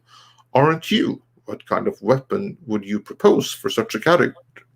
Tom, how excited would you be for this character? Fuck it, no, and no. Oh, well, that was a nice summary of how excited you were for They already tried a female Ninja Turtle. Didn't work out too well. And it has nothing to do with anti-female anything. It's just adding another one to the mix just makes shit more complicated. And I'm not, I mean, and as far as my Ninja Turtle fandom goes, I'm into it as far as like a lot of the earlier shit.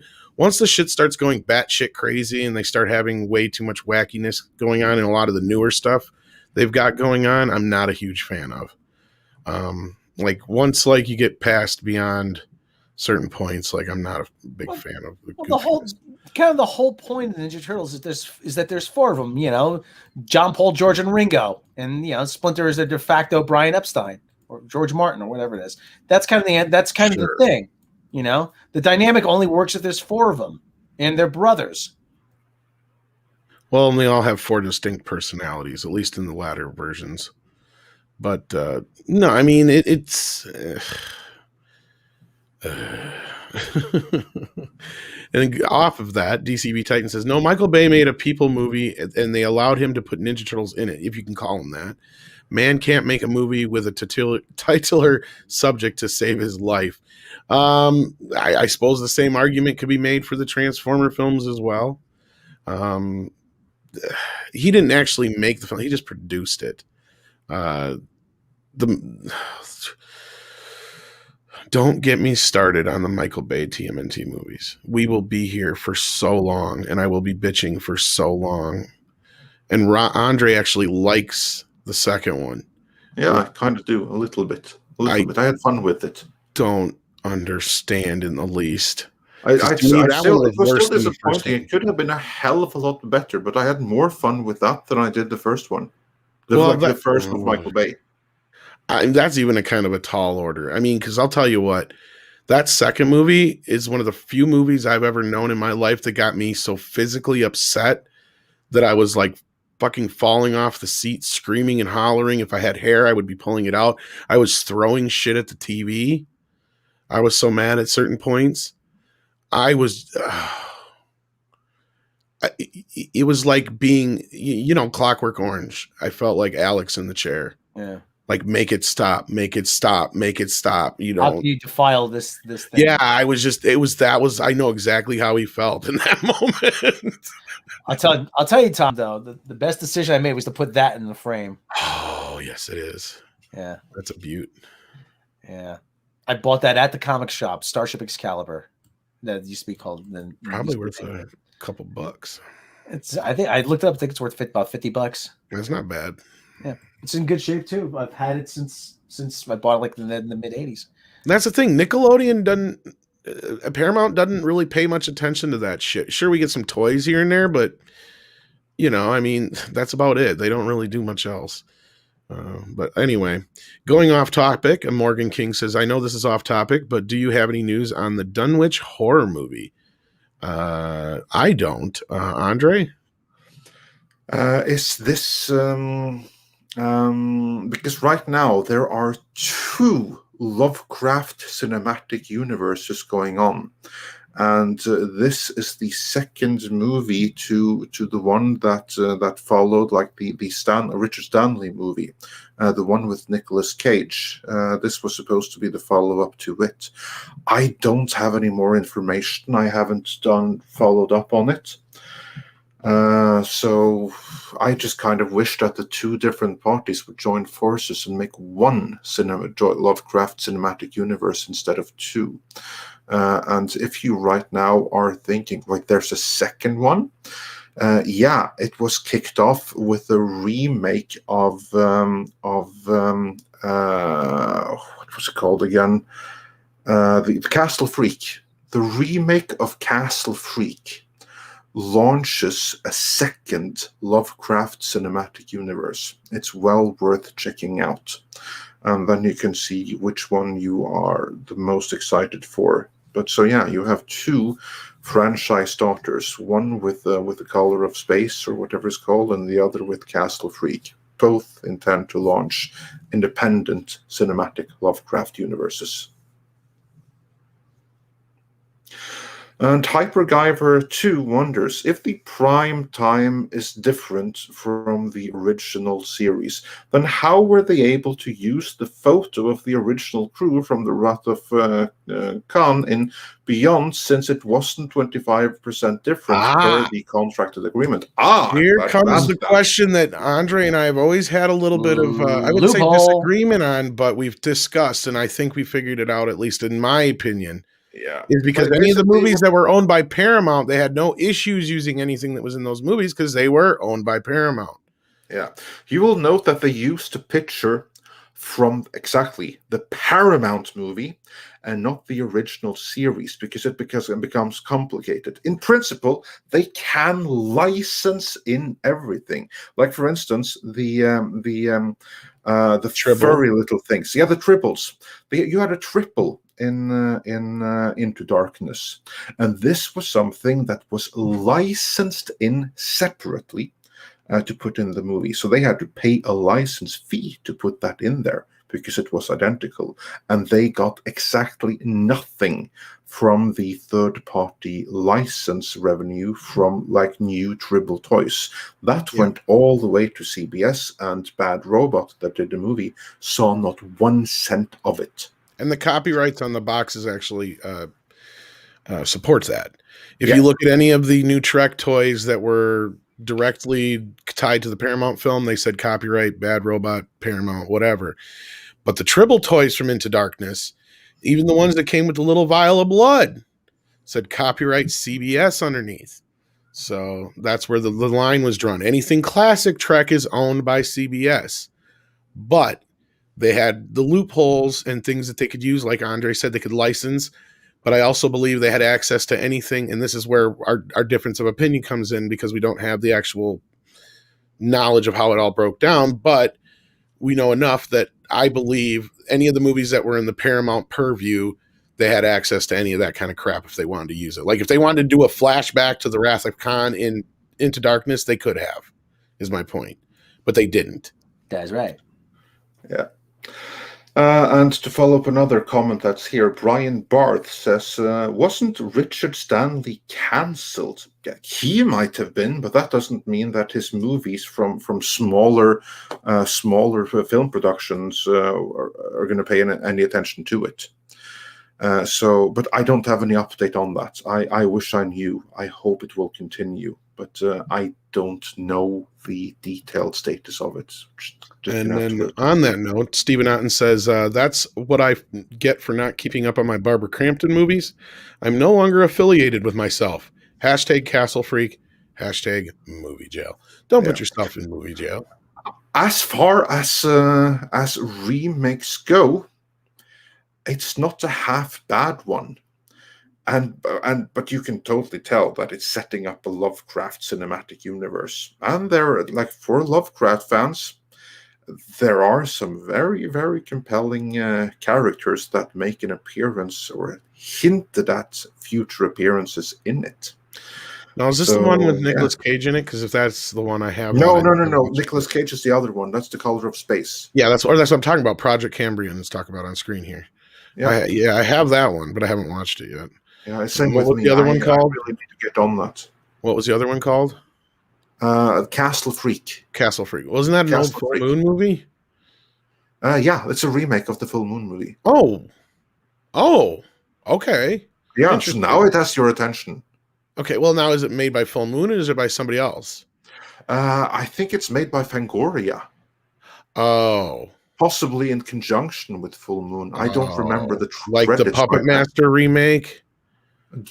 I don't know, maybe. That's who did the Puppet Master remake was I wouldn't know. I wouldn't know. It was bad. All right. Well, because here's the thing, and this is like completely kind of off topic, but on topic. They've been pushing the hell out of this Full Moon streaming service, but you get 10 free Blu-rays if you sign up for a year, so you're basically getting the thing for free. So I've been kind of thinking about it. Because I'm like, I got the Puppet Master movies, but I'm sure there's at least, I've got a couple other Full Moon Blu-rays, but I'm like, I'm sure there's at least another 10 Full Moon Blu-rays I'd like to have. You know what I mean? Like, you can never have enough Full Moon. No. So I'm like, that might be worth it. But if that's on their streaming service, then maybe I'll check it out. Because I remember the original Castle Freak, but I didn't know they remade it. Yeah, no, they did. They did. Barbara, but I was super disappointed with that Puppet Master remake, and they just did another one called Blade, which is like a prequel to. I got that one on Blu-ray, but I haven't watched it yet. I don't know. I'm kind of like leery on that because I see Charles Band's just been doing it for money, basically. It seems like, I don't know. But that's nothing new for him. Yeah. No, I really haven't paid attention to this Castle Freak thing and exactly who was behind it and everything. But I saw it. It wasn't as bad as it could have been. It was actually fairly exciting, and it goes in exciting directions. I will say that it's very clearly like a franchise starter. So we'll see if it continues. Since no one has seen it, that doesn't bode well for where they were planning on going next. Yeah, and then I'm a Unicorn says, where does Lovecraft Country fall then on HBO Max? That's like its own thing, right? I mean, it's tied tangentially, but it's Lovecraft Country. I have never seen it. I've heard that, and I never will see it because I get the gist of what it's about. And to me, it seems like a really nasty, vicious, disgusting thing. So I have no desire to ever watch it. It falls into the category, again, I haven't seen it, but based on the description and the intent of the books it's based upon, it falls into subversion of Lovecraft. There you go. Yeah, I'm not familiar with it. I've just heard bad things about it. Yeah. So that's which usually turns me away. And deliberate subversion. So unless there was any more classic super chats, we are all there caught are. up. There are. There are. Okay, go ahead then. Go ahead. Crazy Cat Guy sent like a little kitty super sticker. I think we got that. Starfleet Capitalist said Orville is my new Trek, which is very fair. And Dash D's said I like the Moriarty episode on The Next Generation. Thoughts? What do you mean you like the Moriarty episode? There are two, and the second one was the better one. So if you haven't seen Ship in a Bottle, you need to get on that. Because that's a freaking great episode. So as for me, I didn't care for the first one that much, but the second one is fan-freaking-tastic. Yeah, and they explain exactly how transporters and replicators work. They said, in the 24th in my time, we have found that matter and energy are interchangeable. See? There. That's how it all works. Yeah. So screw the first one. The only reason The only good thing about the first one is that it's a great prequel to Ship. Is it called Ship in a Bottle? Is that the episode? The second one?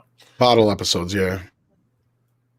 Yeah, something. Oh, you like mean that. the actual episode name? Yeah. No, I the don't episode title, First the one, one I with think the it's second called- Moriarty episode. know. Yeah, I don't know. I think I the think first it was one. called Ship in a Bottle. I'll take a look here. Hold on. TNG. You probably could. First one. You might be right. Ship in a Bottle. Yeah.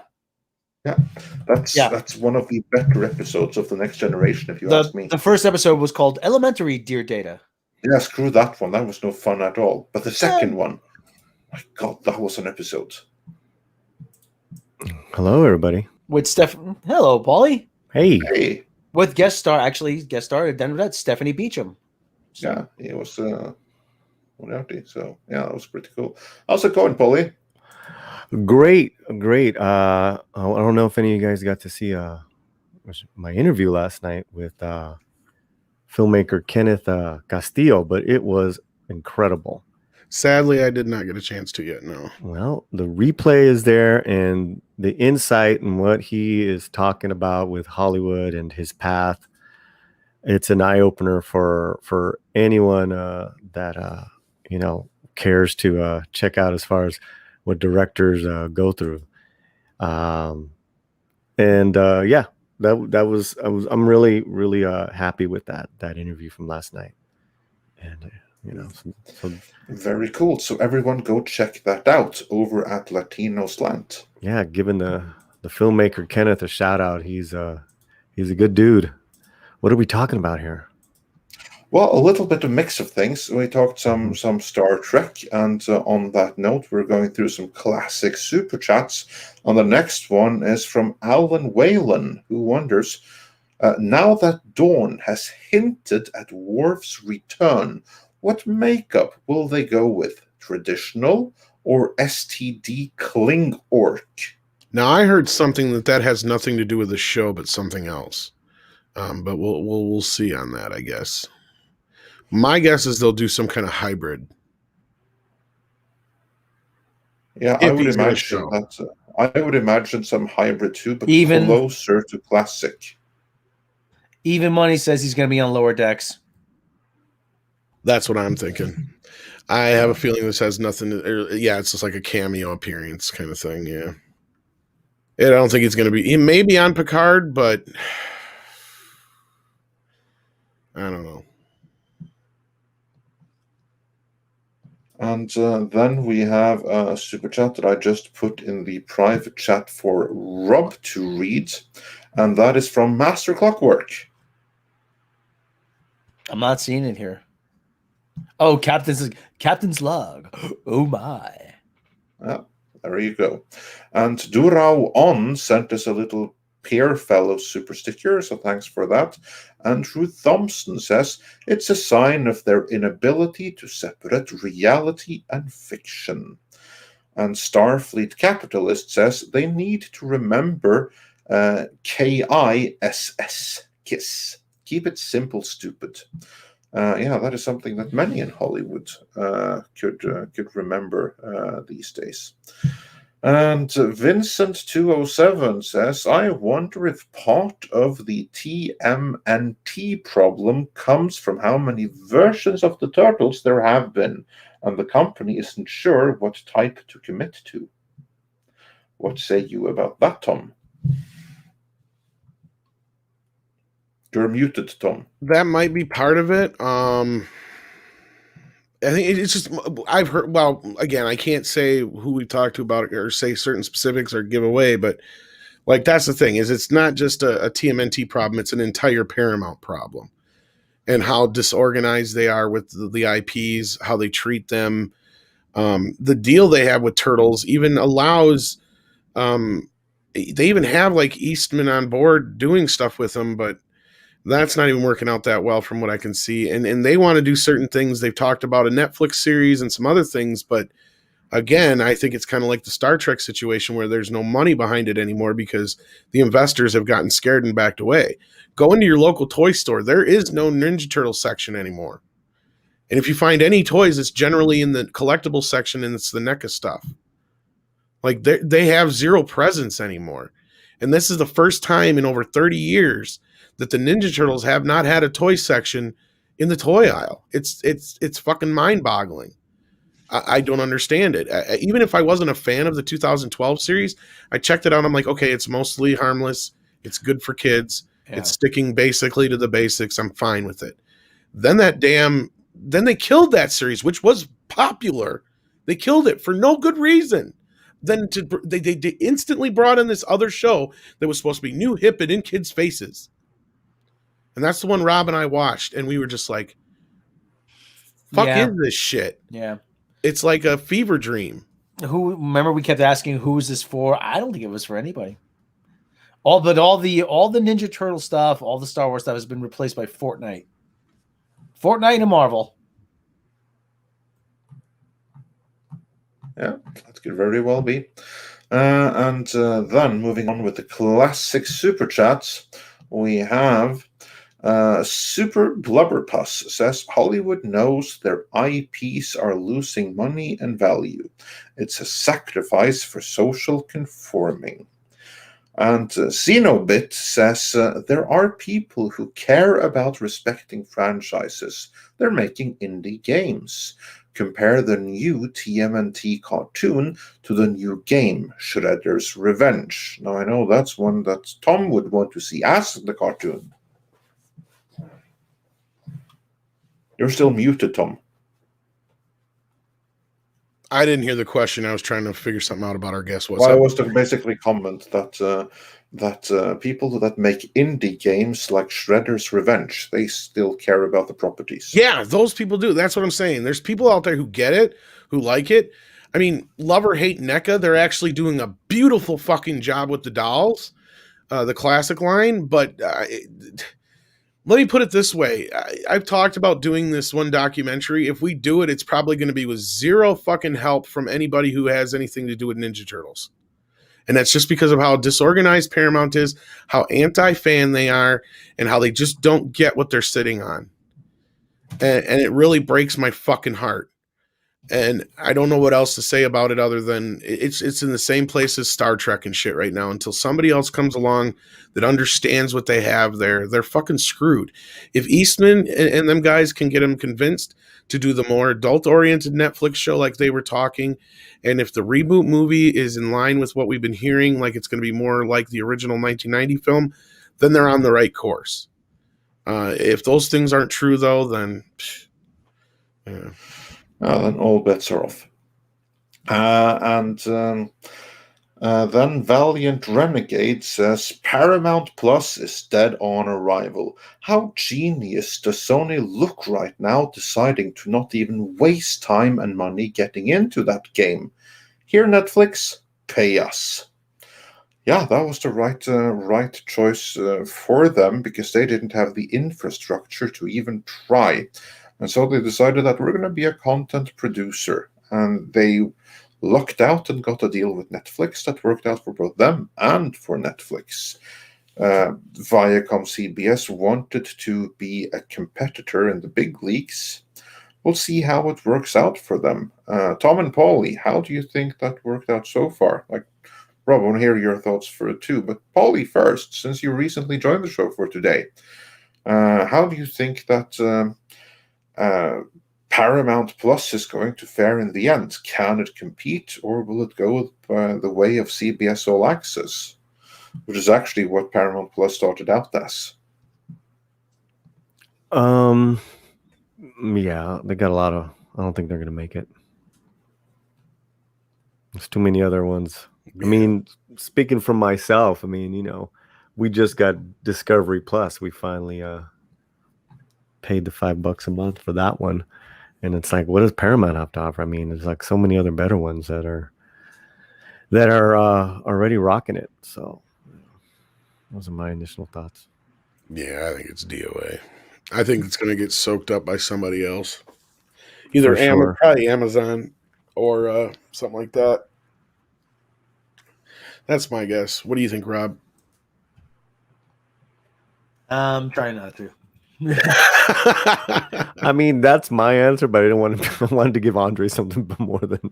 Well, yeah. I But have yeah, said so much about it, but like, yeah, I mean, there's stocks in the fucking hole. Nobody's Yeah. watching the thing. I'm sure it's even probably in worse shape than it was when they were fucking CBS All Access. But well, what do they have right now? nothing. The Star Trek crap. They're Yeah, so they far have off. Star Trek. They have some reality stuff. They have Young Sheldon. They have The Big Bang Theory. I mean, the people that watch those, they're not going to pay to see that they're watching on regular CBS.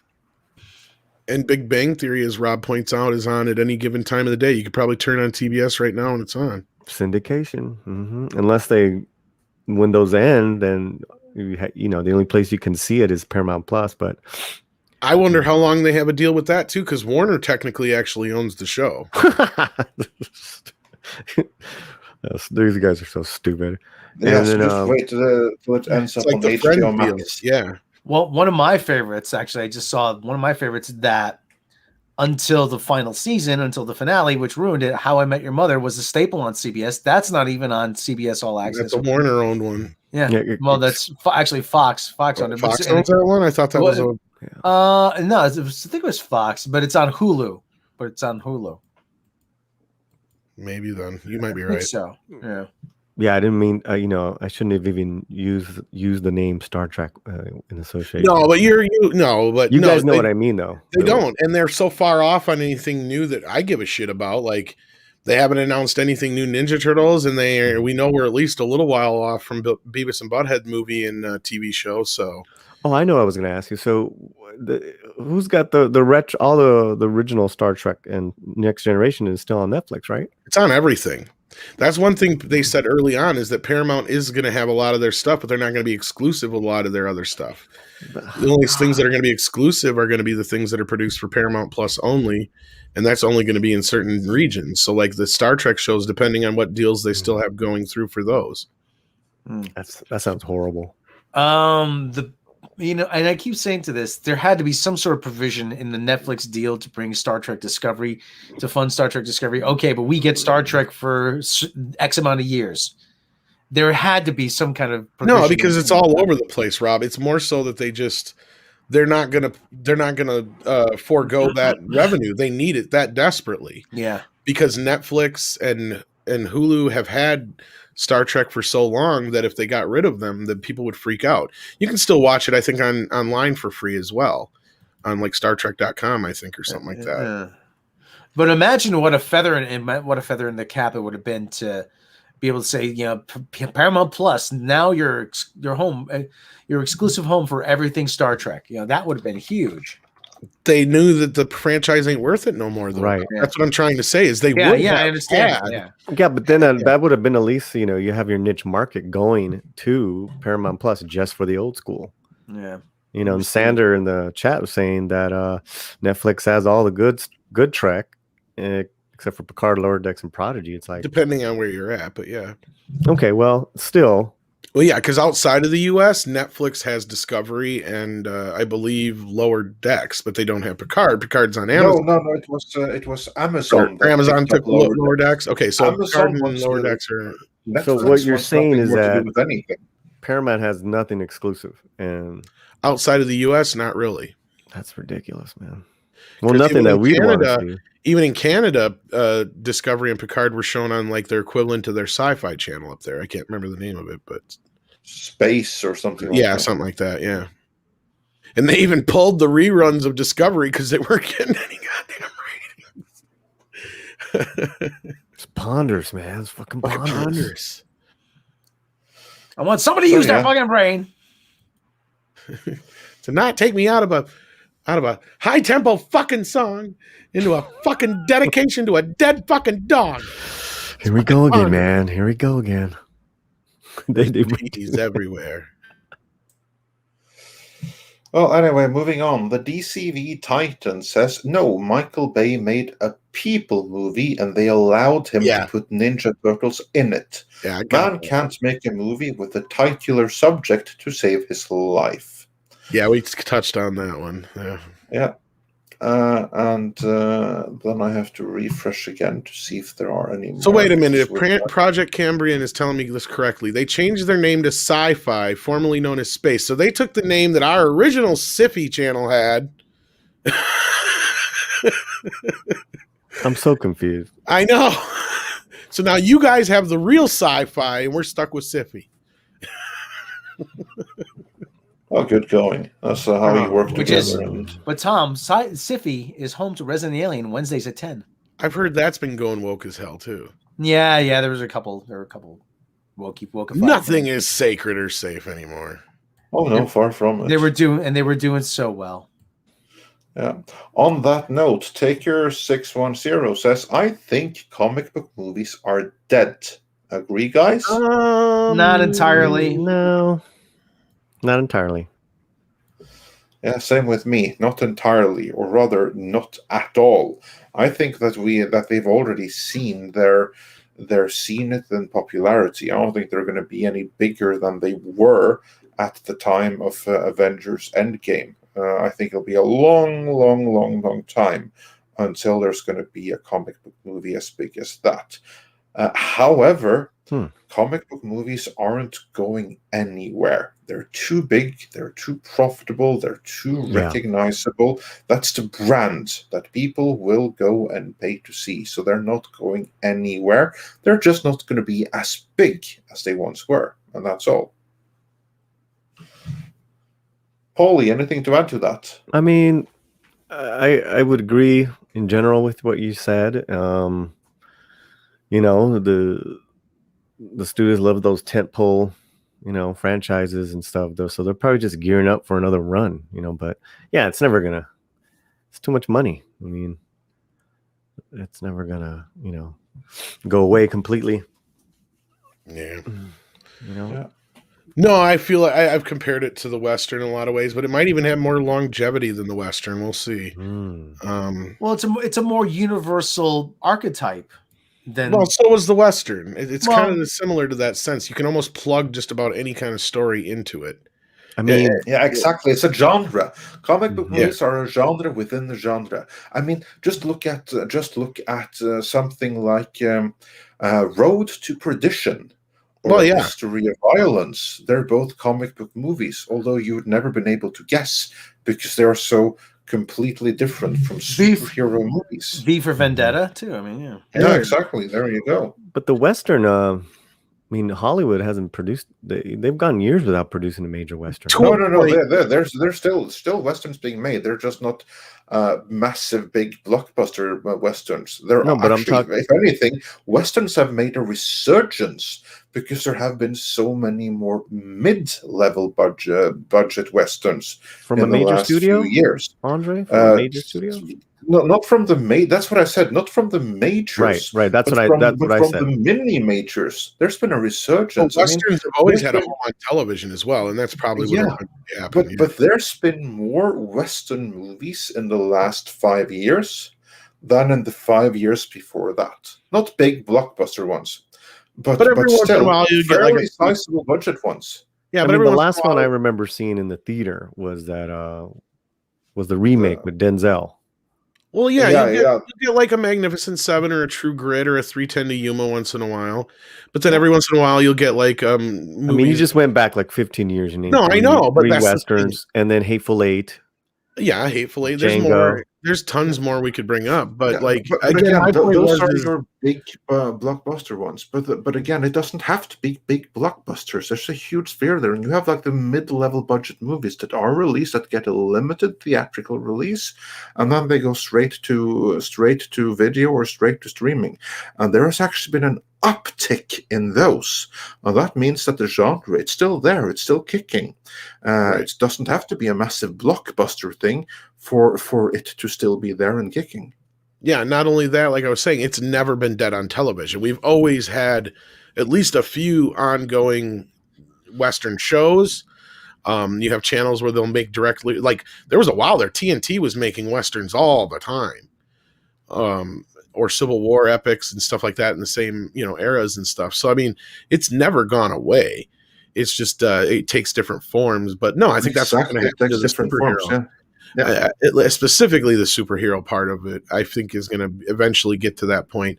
Now, will we have another Avengers Endgame? Eventually, but it'll be a while. I don't know what it's going to be. It's hard to say. Maybe if they finally get something right, like Superman or Batman or something like that. I know what it's not going to be. Yeah. Any of the drivel from Warner Media. Oh, hell no. No, and it would never have been the Snyderverse either, let's be real, as much as anybody likes it. So. Oh, yeah, no, that would never happen. But I think that would come closer. No, yeah, but I mean, the fact that there was so much interest in that just shows that this isn't going anywhere anytime soon, this genre.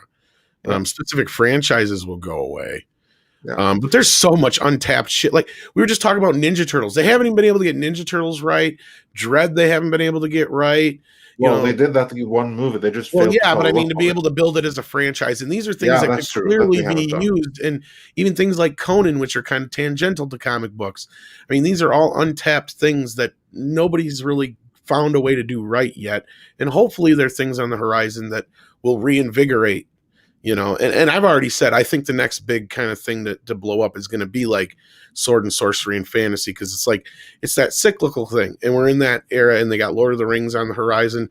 Now that show may not be very popular, but things like Game of Thrones were really popular, and if they can bring in, and it seems like a lot of that kind of stuff is what's down the pipeline, and if it works, that may be where we're headed. We're going to get out of this sci-fi superhero kind of thing and into more of that. I could be wrong, but you never know. But did we get this super sticker from Anti-Derivative, Jill? We have actually a couple of more things that we have to get to before that disappeared off the screen, but I can still get to them here. With the super sticker from Anti-Derivative Jill, that's a unicorn, so thanks for that. And before that, HyperGyver 2 said, Tom, I guess you don't like the character of Jenica. Don't know much about her, but no, not a fan. It's just another wannabe turtle. And then Starfleet Capitalist said 90s live action TMNT movies were the best. I even liked the third one. Can't disagree with you there.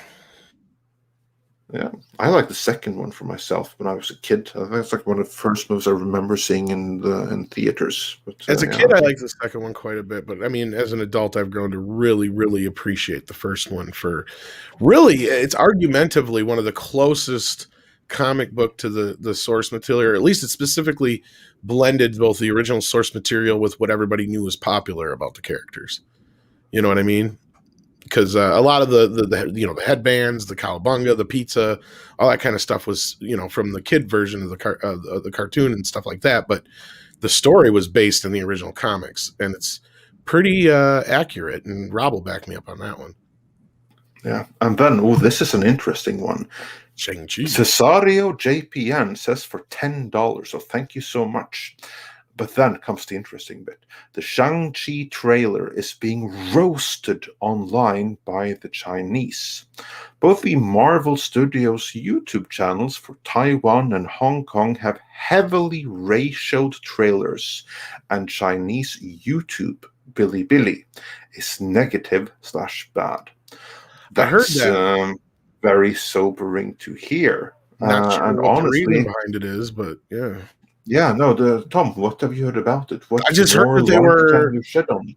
I have no idea. I just heard about it, that they were upset, and I don't know what the reasoning is. I don't know what Billy means. If somebody can. Well, basically, that's the Chinese equivalent of YouTube. That's their YouTube, yeah. Oh, okay. That's a CCP approved YouTube. Is it because they didn't make it? Or is it just because they don't like what they're seeing? I don't know. I need context. Who knows? I would imagine it's that they don't like what they're seeing. I would be shocked if there's much other than that. Basically, this is Americans trying to cater to Chinese sensibilities, or maybe they're.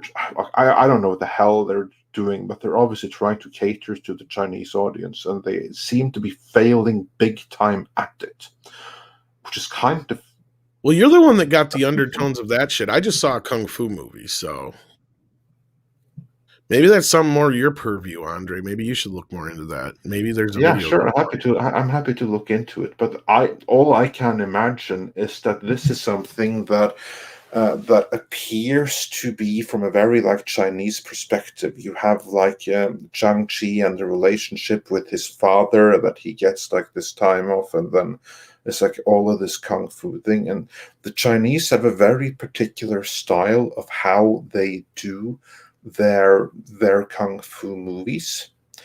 And this movie right here, Zhang-Chi, it's going to have some elements of that in there, obviously, but it's seen through the Marvel lens. So yeah, okay, you have Jackie Chan's stunt team, but if they don't do a traditional kung fu China-style movie, instead they do it through the Marvel lens, it's going to be very different from what the Chinese audience is used to. And I also think that the story might be something that's very appealing from a Western perspective, but it could be completely ridiculous from their point of view. Here you have like a son that's breaking away from his father, who's seemingly a mobster by the looks of things, and yeah, could be a great storytelling in the West, but how appealing is the setup, let alone the whole story, to Chinese audiences? I don't know.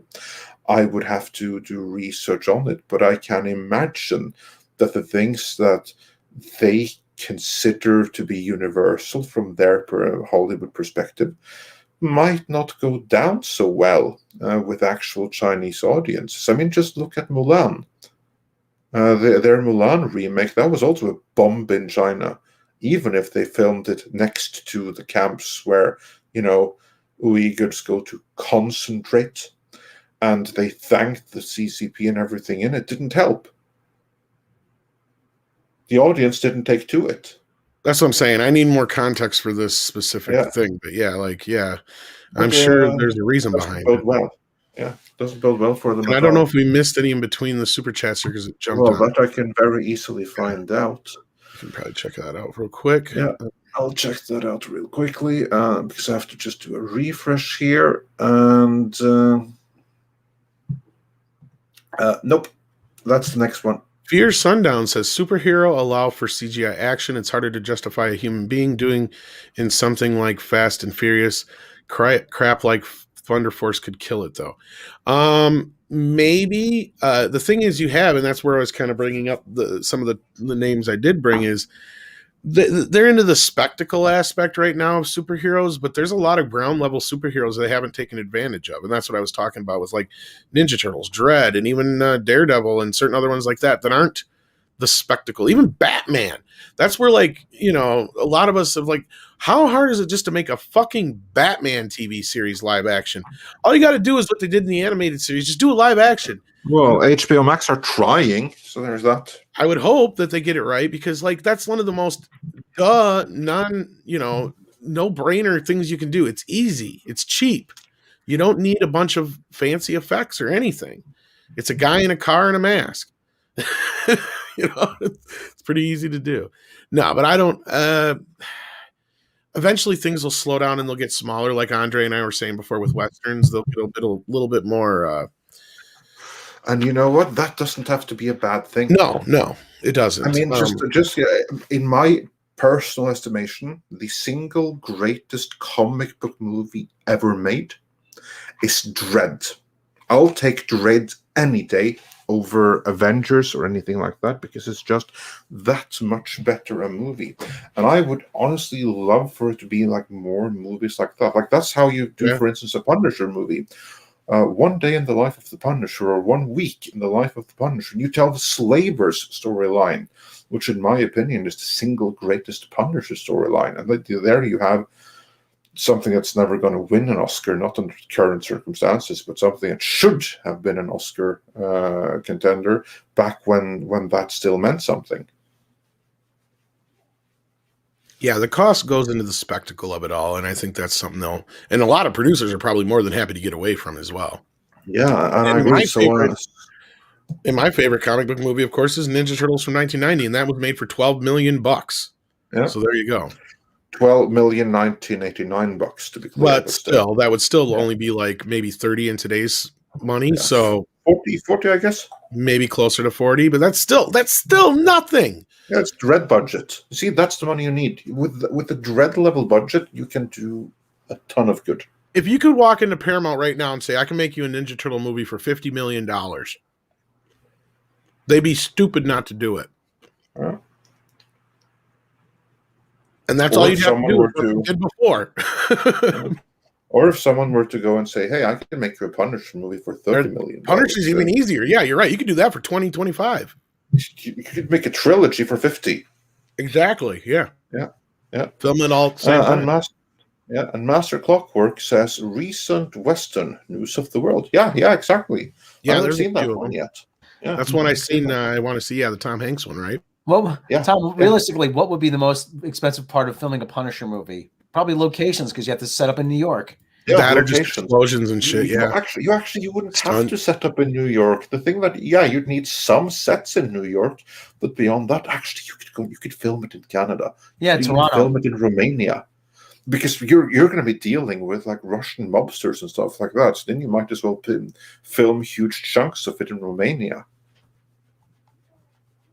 Have it set in New York, of course, but you only need some shots there. A lot of Captain America: The First Avenger was shot in Liverpool, actually. Exactly, yeah. Ninja Turtles was shot in, I think, North Carolina. So, and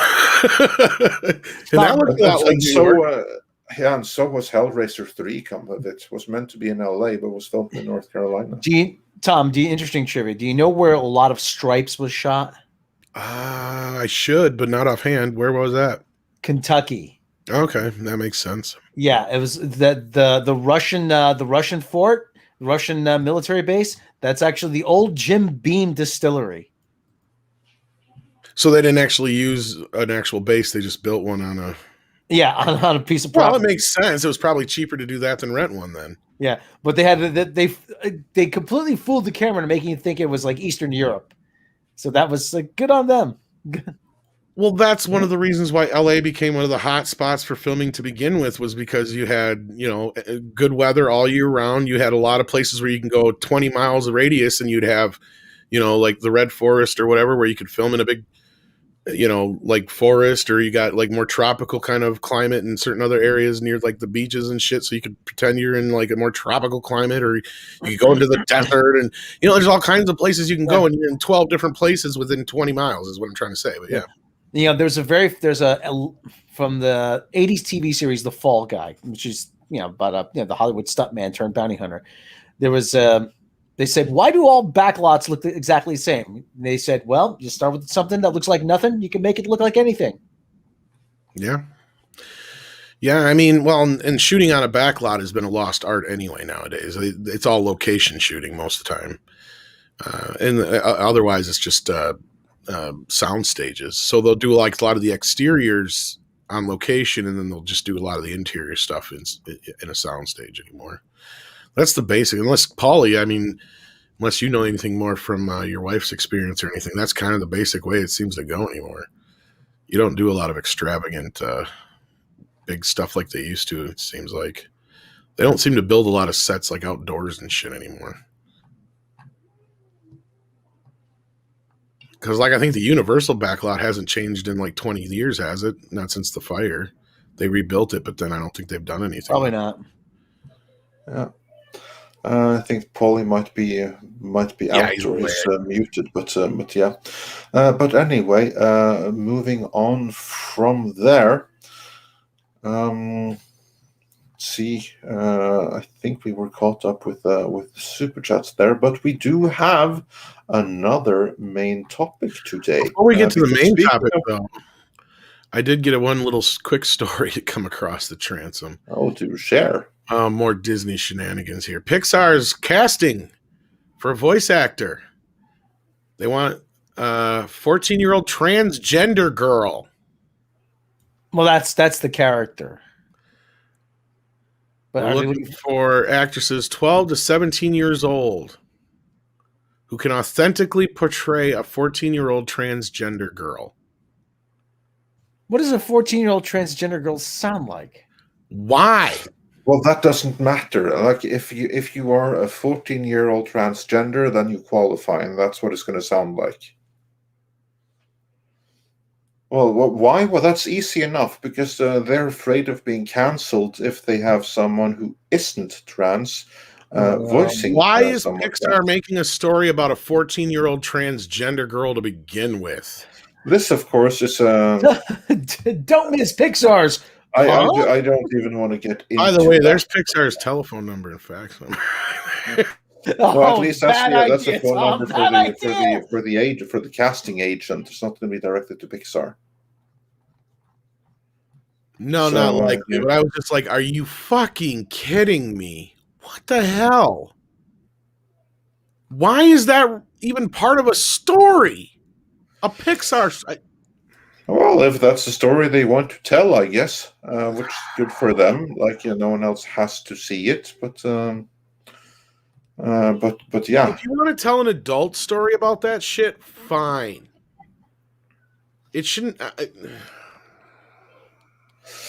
I think there would be fewer brownie points in. Do you want to have to explain to your kid why and what and where and all that shit? I don't. You know what? You don't have to because they're going to do that in school now. Oh, for fuck's sake! Oh yeah, absolutely, especially in America. So that's not a decision that you're going to have to make. They'll know it. They'll be very, very well aware long before you get to it. But with that, we can move into the other main story we had lined up. The one about classic movies, maybe changing a little bit. And this is a very elaborate piece. I'm not going to get into the whole thing, but I will give you the gist of it. And what it basically covers is there's a company that, and this is not just one company. I'm sure there's several companies that can do this now, and this is not new because you can do this kind of shit on your own phone, right? Like, it's real easy to do. But basically, they have the technology now where it's smart enough that they can replace, say, a Coke bottle, a billboard, whatever, in any movie seamlessly without you knowing it. And not only that, you can interchange it out weekly if they need to, or regionally if they need to. And now, especially regionally, is going to be beneficial because you have different brands in different places. And so, what this does is open a door to And we talked about this with Mahler last night, and he brought up the interesting question, well, if they do it in a way that you don't notice, then why should you really care? Or why would you care? And you're like, granted, that part doesn't really bother me so much. I don't give a shit if they're drinking out of a Pepsi bottle or a Coke bottle in most instances. But what this does do is open up a Pandora's box.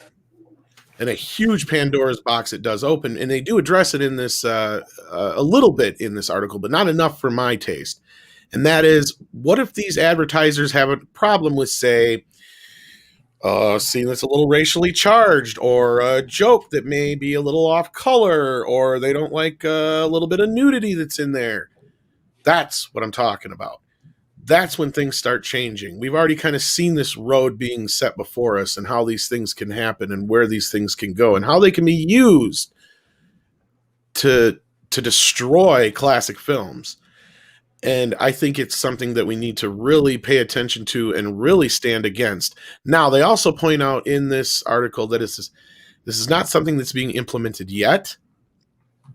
There's a lot of legal loopholes or legal things they have to go through. Like they even mentioned that said advertiser may even have to buy the rights to the film to be able to do this. So this is something that's probably not going to happen, but it does open up very, very bad doors, in my opinion. And it not only does it that, it has another point that I'll get to in the second part of the story, but I really want to get your guys' reaction to this early on, because I think this is something scary. I think this is something that's already ready to be implemented, and they've probably tested it. And I know they've tested it probably because they kind of say they already know it works. It starts in one small little thing like this, and it can go to many different places. Paulie, let's get your reaction to this first now that you're back. Did you get a chance to check into this at all, or is this the first you're hearing about it? Paulie had to go again. Again, you had to go. All right, Rob. No, I'm back. Okay. But I didn't hear anything. I just got here. Okay, well then never mind. Rob, go ahead. Sorry, guys. Oh, that's all right. Tom, remember that episode of The Critic, Phillips Vision, where Duke was changing the endings of movies? Yeah, we're here. We're finally here. It took 25 years, but yeah, we finally Tonight here. on the Clamp Cable Network, Casablanca with a happier ending in full color. Yeah, exactly. Yeah. I changed my mind, Rick. I'm staying. So, yeah, I could picture. Yeah, I mean, look, Steve McQueen's on his motorcycle. I could totally picture them putting a Harley Davidson logo on the side of that, even though that's probably a BMW because he's in Germany. Or they could just put the BMW thing. Or you just put the BMW logo on it. Well, that wouldn't be nearly as bad. You put like an old school BMW logo on it, but still, at least that's it's the point, though. Yeah. Opening little doors like that, to where it's like, okay, that's fine. But what if BMW doesn't like the scene where say the German guy slaps Steve McQueen or something? I don't know if that happened in the movie per se, but I'm just saying, like offhand, I have this movie, but I haven't watched it yet. So sue me. Well, a lot of the racing games I play already have something similar to this, where they and sports have been doing it for a while. Yeah, where they change the billboards to in a track to whatever, purple Royal Purple Motor Oil or Shell gasoline or whatever, or certain racing game products, So it's I'm not surprised. I'm only surprised it took this long. Well, luckily it isn't a thing quite yet. But anyway, Andre, I'm very curious to hear what you have to say about this, because this popped up in the business section of BBC News. I'm with Rob in that I'm also surprised that it hasn't happened before. I mean, like, think for instance, all the movies that advertise in not movies, but like all the companies that paid for advertisements in Blade Runner. Like, several of them aren't around anymore. So, like, there you have some free commercial space right now that they can resell for others later on. So, I'm of the opinion that, well, first, I'm not surprised that this is happening. Secondly, I think it's really, really horrible, not just so much for the product placement. Of course, it's ridiculous, because then suddenly you cannot like have Tom Hanks in News of the World drinking a Coca-Cola long before Coca-Cola was ever invented. So that's like one thing. But the bigger thing is that, you know what? We want to pay you for this kind of product placement, but then you have to like nix this one scene because our product can't be affiliated with that. And you want to be affiliated with our product because we're going to pay you $10 million if you do. And you know what? Then those cuts are going to be made. And that's the issue. And the scary thing is that as a consumer, if you rely on streaming, there's nothing you can do to change it, because streaming is where that thing is going to be at. Like, in streaming, they can do pretty much whatever the hell they want with the movies. Because even if you buy them on streaming, you don't really buy them. You don't own them. They can do anything they want with them at any time. So in terms of preservation, of preserving original art, and I consider it art, no matter like how shitty it may be, after like a certain level, any movie, any TV series becomes a work of art. You can make changes to it. I'm not saying otherwise. Like, for instance, the restoration of Star Trek, the original series, I thought that was pretty fantastic, honestly. Same with The Next Generation. But you still have the original unaltered versions preserved and ready to go. Like on the Star Trek Blu-rays, you can choose between, do you want the original version in high definition, or do you want the restored version? You get both of them. That's good. So keep on to those things, because there's your option. But give it time. You're not going to have that option anymore. Suddenly, they will be bringing, Picard will not be drinking tea, Earl Grey, hot. He could be drinking Nespresso, double, if they suddenly pay more. Yeah, I mean, I don't think they're going to mess with things that are kind of time oriented so much. But again, this is just talking theoretically. But no, it totally could be something to where, like you just said, like if it could affect a lot of things though in a way that are adverse. Though movies that a great example is Back to the Future. I mean, he goes in and he orders a Pepsi, right? Like, what if they change that to Coke? That kind of changes part of the joke because he orders a Pepsi free, which at the time was what was the name for decaffeinated Pepsi. They didn't have a Coke free. You know what I mean? Like, you can't do that joke the same way. You know, he's like, I can't get, if you want a Pepsi, you're going to pay for it, pal. You know, that kind of a thing. And then in Back to the Future 2 specifically, and in the other things that Zemeckis made sure they picked product. They rejected product placements and only took products that they knew they could make look different throughout time, because he's like, Texaco changed their logo. Shell didn't. So I chose Texaco instead of Shell because there was a distinct difference in the logo and you could tell, you know, that kind of a thing. Like he specifically chose those for that reason. And that's another thing, is you're going to start dicking around with the initial intentions of some of these things. You know, look at, go ahead. No, now I'm thinking of how I can approach Blood In, Blood Out and, you know, get a product placement in that movie, you know, like Pillsbury Doughboy, you know, King Taco, Cheech and Chong Lowriders. I don't know, man. Well, speaking of King Taco, what if, like, all of a sudden Warner Brothers takes a bunch of money from King Taco to replace Taco Bell instead of make it King Taco and Demolition Man? Right. That's right. Hey, I heard my name, man. What's going on? Hey, Cheech, can we get your movie sponsored by Santita's tortilla chips? Oh, sure, man. I eat those all the time. Yeah, be kind of funny, man. But and then, like, on all the homeboys, bandanas, you know, we can put the little Midnight's Edge Espanol on there. But I mean, I mean, just outside of the whole, you know, sure, they can change maybe a couple of products and it wouldn't change anything. But again, like I brought up, and I do feel like that's the avenue we're looking at, is they could change a lot more than just a product. It's a slippery slope. That's the scary thing there. Like, for instance, I was recently, I was rewatching Life of Brian, which is a film that only gets better and better and more relevant. He's a very dirty boy. There's trans jokes in it. Remember that scene? Yeah. Because hang on to your Blu-ray, because I wonder how long it's going to take before Netflix catches on and removes it. Why do you think I buy almost every Blu-ray that comes out? Yeah. Not every, but damn near. Well, I know you do, but I mean, like, everyone out there, like, hang on to Life of Brian, because there's a scene there that if, like, the wrong crowd rewatches that movie, they're going to like you have no idea. It's only a matter of time, Andre. Oh yeah, absolutely. Is that movie on 4K yet? I think I'm going to go to get it right now. Which one? Life of Brian.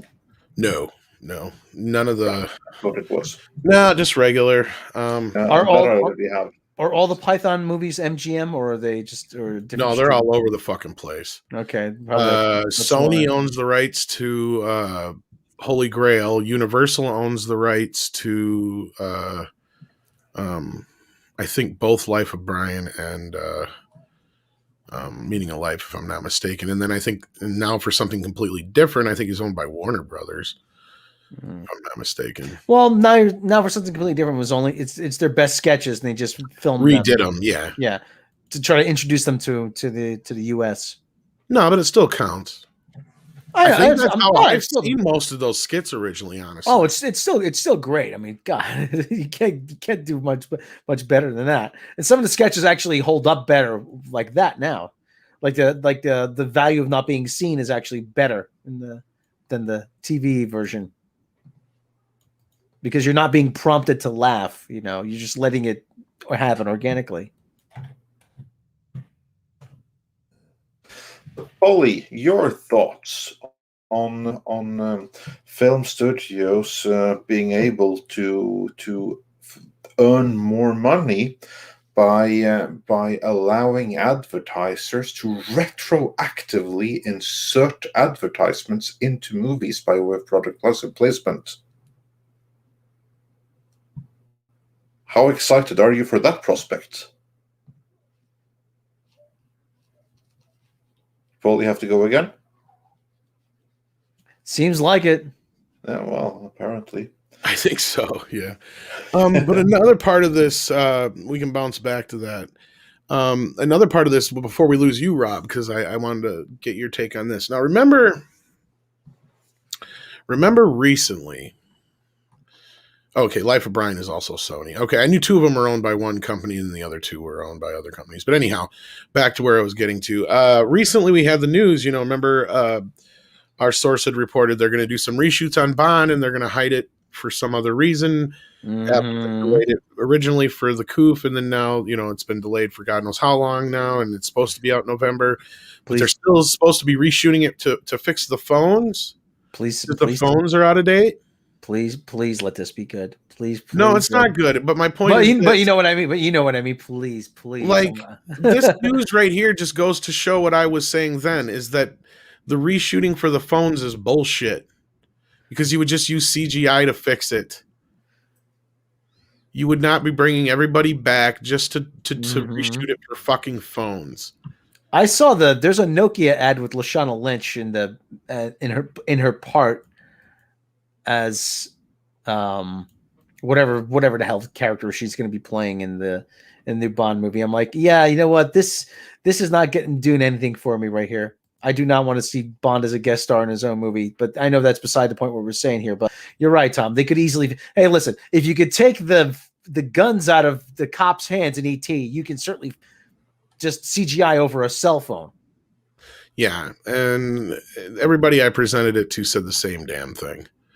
So again, I mean, I know that's a little off topic here, but this story just kind of supports my point on that. But anyway, I just thought you'd find that interesting anyway. But yeah, overall though, this whole idea of being able to switch things out and film so easily and willy-nilly without even a care in the world for the art, it really does bother me, because it opens up too many doors, too many slippery slopes, whatever you want to put there. Paulie, did you want to comment on this more now that you kind of know what we're talking about, or what happened? No, never mind. You're still busy. My bad. No, I'm here. I just didn't know if you wanted to comment on this at all. He sounds like me. Who said who and the what now?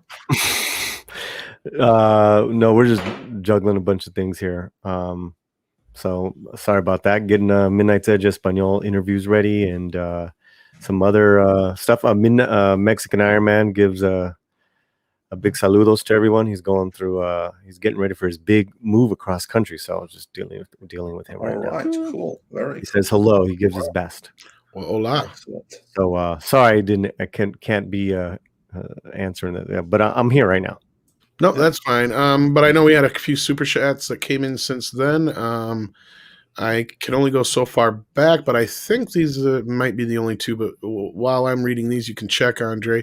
Diego Flores said, I think Paulie is setting up for interviews we have later today, which is just what he was saying. So, yeah, he's just busy in the background, which is fine. I'm glad to just have him here just the same. And then Ready Player 3, like that logo, says more incentive to buy physical media and older discs rather than new re-releases. That's going to be the funny thing, is I don't know if this will affect Blu-ray releases so much, but it could. And you could see, like, okay, let's just say for the sake of argument, Doritos wants to sponsor the latest re-release, the remaster of the first Transformers movie. So they make sure that all the billboards are changed to Doritos in there. Like that could happen. But I see that being a less likely thing. I think what Andre was saying is more likely, and that is it's something that'll happen on your Netflix version or your streaming version you may have bought, and you just won't even know it. It won't broadcast it. They won't tell you this thing. They'll just do it. Yeah. And also, they'll phase out physical media. So, like, you can get physical media right now. Say 10 years from now, you won't have the physical media option at all. Streaming is the only thing it's going to be. Yep. And even now, like, Will They're you already ever phasing get the it out. physical version of The Mandalorian, for instance? Nope. Probably not going to happen. Nope. I'm like playing catch up on the physical media. I'm buying DVDs. I got the DVD player. I need to get a universal DVD remote control. Yeah, those are So, pretty plentiful. I've even heard some cell phones you can use as a universal remote if they have the really? if they have the FM deal in. I can use my cell phone as a remote for my Amazon Fire Stick. Yeah, for certain smart things, especially, you can use For it. Fire Stick, but this is an old. Yeah, you may have to go back and get an old one, but I've seen my kid has done it before. I don't know. Insignia DVD and VHS player that I got. Yeah. And I played them. I just can't control the DVDs. I can control the VHSs.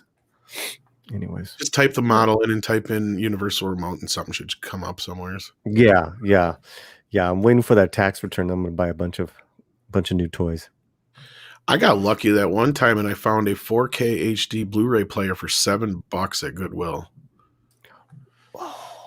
There's I that. don't think they knew what they had. That's why I was like, "Holy shit! Yeah, I'm buying this." Where I got that lunch pail at? I'm gonna go back there because they had like they basically have a bookcase of DVDs and Blu-rays that they're selling for 3 for $10. Well, what reminded me of that is I had to buy the remote for it because it didn't have a remote. The remote cost me more than the Blu-ray player did. But I just looked for that model remote on eBay and I just bought one from someone. Or no, I think I got one brand new on Amazon. It's just a replacement remote. But it was like $1 more than what I paid for the machine. I mean, Insignia is still pretty it's not like your random brand. That's a pretty big brand. Yeah, all right. Yeah. Well, are you using it more for the VCR aspect, obviously? I mean, at this point, both. I mean, I would just play it here in my office because it's connected to the flat screen. Gotcha. But the VHS, I could play the movies. DVD players are like a dime a dozen, man. That's why I ask. Because like VCRs, on the other hand, they're not so easy to find, especially good ones. Because anything made in the last like 10, 15 years of the life of cycle of VHS suck. Yeah, for a good one, you have to have like an original that was good in 1998. Those are still good. Yeah, late 90s models are generally the best you can find. If you can find a hi-fi stereo in any name brand in the late 90s, you're probably good to go. Those are generally the best of the best.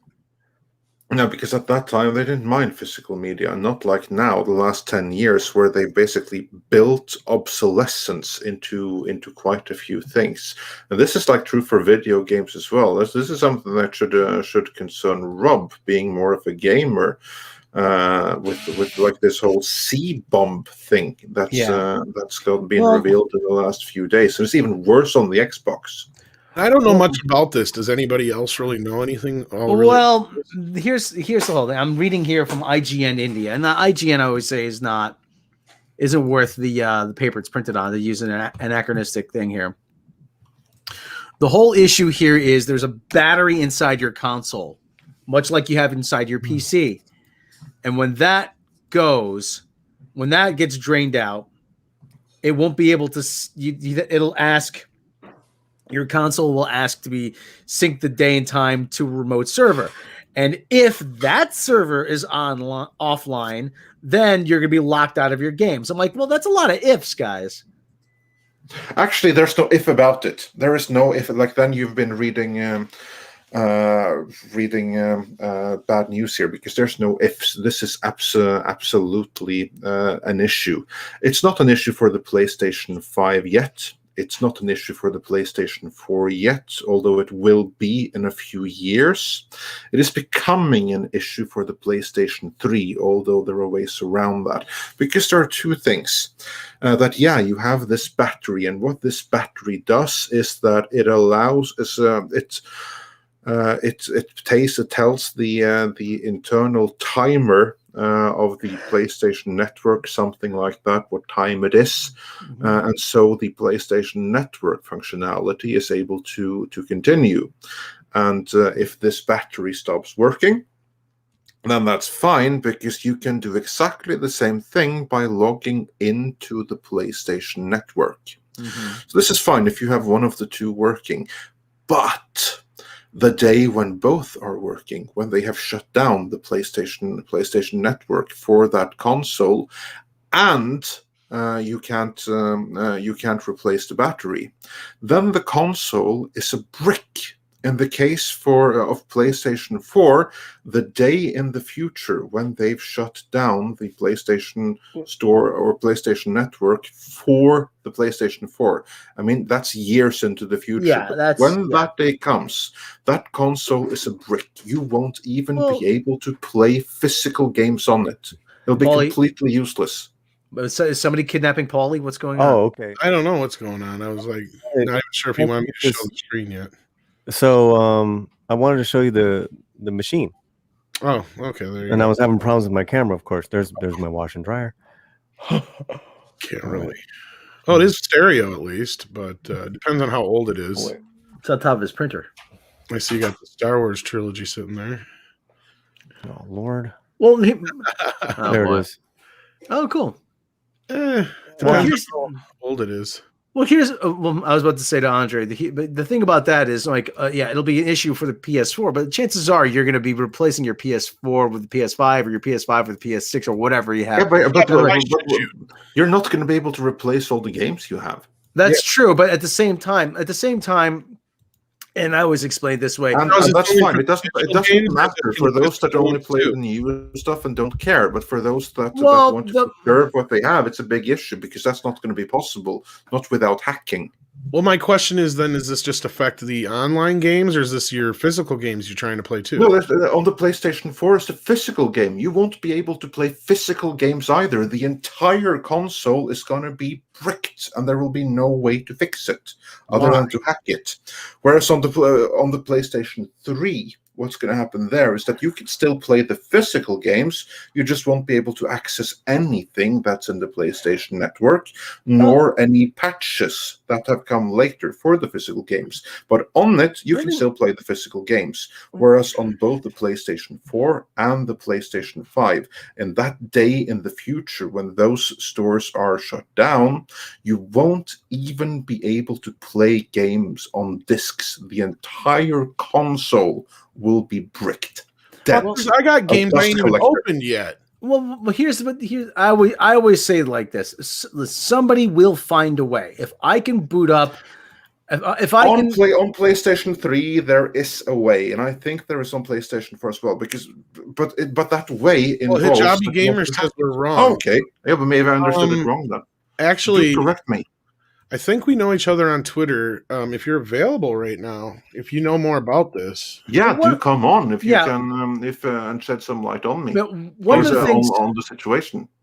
One of the things, though, that I always have to remind some people of is that the whole idea behind a video game console is that they do not make a profit on the hardware. They make a profit on the software. Oh, okay. Basically, what I was wrong about, she says you won't be able to play physical games on PS3. Yeah. So I'm right about everything else. It's the same. If you want to come on in, will also be a complete brick. Just the same. If you want to come on in and help us explain it, because I'm totally still lost on this. Yeah. But at the same, like I said, at the same time, like, like it or not, they don't want you playing your old games forever. They want you buying new games. It's the same way where Gillette sells you the handle for $8, but the refills are $25. I mean, it's literally called the razor blade model. Yeah. That being said, like I said, somebody will find a way to get these to work. And this is like I said, your problem. For the people that are saying, "Oh well, preservation," I always ask them, "What somebody will do?" But the problem is that you're going to have to hack it in order to have it continue working the way that it always should be working. Okay, well, it has a time bomb built into it, and you're going to have to hack it to diffuse it. Time out. And the percentage, we're going to have the Hijabi Gamer coming in 5 minutes to explain all this to us. Okay, perfect. But like I said, the percentage of another people language to me. The percentage of people, the percentage of people who are willing to hack are probably going to be a very small percentage, and the ones that are just more concerned about playing the latest Ratchet and Clank game are gonna be doing just that. Like I said, this is an industry that is built upon the idea of built-in obsolescence. I mean, so it's not surprising that at some point. No, it's not surprising in the slightest, but but that doesn't make it okay. Well, I was going to say, while we're waiting for Hijabi Gamer, why don't we go back and get our classic super chats, because I lost them all now on the screen. Hold on, please. Lead us back into this conversation. Rob, preservation matters. The video game developers themselves usually hide and eventually lose the source code for their own games. Yeah, well, you know what? Because there's no reason to keep it. Because of the architecture that new games and new consoles are built on require, and oftentimes, a completely different source code. Yeah, exactly. Which is why you have to have the original console still working. When they have a time bomb in them that essentially make them all explode, means that you can never play those games again. They will be lost to history. Well, that's exactly why it's stupid to put a time bomb into them. But again, it's not stupid from their point of view. From their point of view, it's fantastic. From our point of view, look at Diego's. At the same time, I'm not exactly anxious to play Blast Chamber again. I mean, there's a lot of games that just aren't very good. They're very, very small percentage of games you're actually going to want to revisit. And for those people who do, they will find a way. Hello. Yeah. Hello. Hijabi Gamer, how you doing? Don't be nervous. We're all friends here, so don't. except Tom. No, I'm only kidding. Only kidding. Don't be nervous. Just give me 1 minute to get over my Star Truck. Star Trek. That's the latest series from Alex She's starstruck. She's starstruck. Oh, come on. No. Yeah. No worries. In the meantime, but first I want to say welcome. It's a pleasure to have you on. Everyone, the Hijabi Gamer. If you haven't seen her channel yet, you absolutely should. And it's a pleasure to have you here. Yeah. So welcome to Midnight's Edge. And how are you? In shock and awe because I've been listening to you for years. Well, thank you. Well, thanks for that. It's a pleasure to finally have you here. And I've been listening to your channel for a little while now too. Yeah, I really like it. So just 1 minute, totally Star Trek. I mean, I can't believe I'm actually in a live chat with Andre, Tom, and Rob. Oh my god! And Paulie. It's okay. Well, Paulie, I haven't known as long, but no, Andre, I'm new here God, too. you're like my hero. Tom, Rob. Hijabi, I still get the butterflies. So no, come on. You're in the same. It's all good. No, you're in good company. I've been listening to you guys since the first time I remember Tom and Rob were doing this. They're like, this is the first time Midnight's Edge After Dark. And it's we're joining with Midnight's Edge, and you had an original channel. I'm like, I've been listening to you for that long, so you're like celebrities to me. Awesome! Thank you. Well, thank you. It's high praise. Thank you very much. I remember exactly when that was. That would place us back to 2017. Oh, yeah. So I just was using a different account, so that's why you did notice this same account. So yeah, I just. Wow. Anyway, it's an honor to actually get to talk to you guys. Wow. No, the honor's ours, really. Yeah, absolutely. Welcome to Midnight's Edge, and you're among friends here. So just relax and chill back. So, yeah. You're awesome. So you're going to do great. Because I'm not that big a gamer. Of course, I am a gamer, but I'm a retro gamer. That's why I like my Sega Mega Drive. It's analog. My great grandkids can inherit my analog Sega Mega Drive long after I'm dust, because it'll continue working forever, and so will the games on it, provided that they are maintained. Yeah. And outlive us all. But it's not like that since the PlayStation 3 and onwards. So you follow this more closely than us, I'm sure. What's the issue? So Spawnwave has a YouTube channel, and he actually experimented with it. So he took apart a PlayStation 3 and he removed the CMOS. So there's a small battery on the motherboard for the PlayStation 3, and it connects. It follows the date, so it gives you a internal date that you can't change, and so it syncs with the trophies. So he found that even if you use a physical copy of a video game and the battery has been removed, unless you can link it to the PlayStation Network, your console will not work. It will not play physical media. It will not play digital media. He said even if you were to replace the battery, so let's say the battery dies and you want to replace it, if the PlayStation Network is down, your console will not work, physical or digital. PlayStation 3, PlayStation 4. They're assuming it's going to be the same for the PlayStation 5. Xbox, on the other hand, is different because Xbox has been very big on backwards compatibility. So they're not only do they can you put an Xbox 360 game in, say, your Xbox One, they're like enhancing them. So they're older games that are actually looking better because, they're playing on an Xbox Series X. So Xbox is actually doing a lot more to preserve older games. They understand that they have an audience. Recently, they were talking about closing down the PlayStation 3 store and the PlayStation Vita and the PSP stores. And the backlash from customers was so high that Sony reversed their decision. They said, we're going to keep the PlayStation 3 and PS Vita stores. We're closing PSP. So this issue is being delayed. But the big problem is you can't even replace the battery. If the network is down and you try to replace the battery in your console, it doesn't make a difference. It needs to sync with the PlayStation Store, which I own a PlayStation 3 still, and it seems to be working right now. Yeah, I also have a PlayStation 3, and that's pre-jailbroken, so that shouldn't be a problem then. Now, is there any plans for Sony to possibly have, like, if the PS3, if let's just say for purposes of discussion, if the PS3 gets the store taken down or the trophy server goes offline permanently, do they plan on issuing like a final patch to let it operate offline? Well, Spotwave also mentioned in another recent video, he said that a customer actually contacted Sony about it, and they gave him the usual PR answer of, we're looking into it. Unless Sony does something, the only other way is to jailbreak your PlayStation 3. Which is silly because the whole thing relies on the trophies and the dates of when you earn trophies. He said that when he took the CMOS battery out of the PlayStation 3, it regressed the date to like 1969.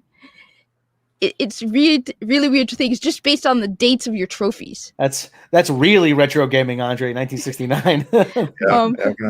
Wait, is my microphone okay? Because this is a brand new microphone. Oh, yeah, it's fine. Yeah, you sound really good. Loud and clear. All doing good great. and well. Yeah, someone sent me I managed to get a new microphone, and this is my first time using it.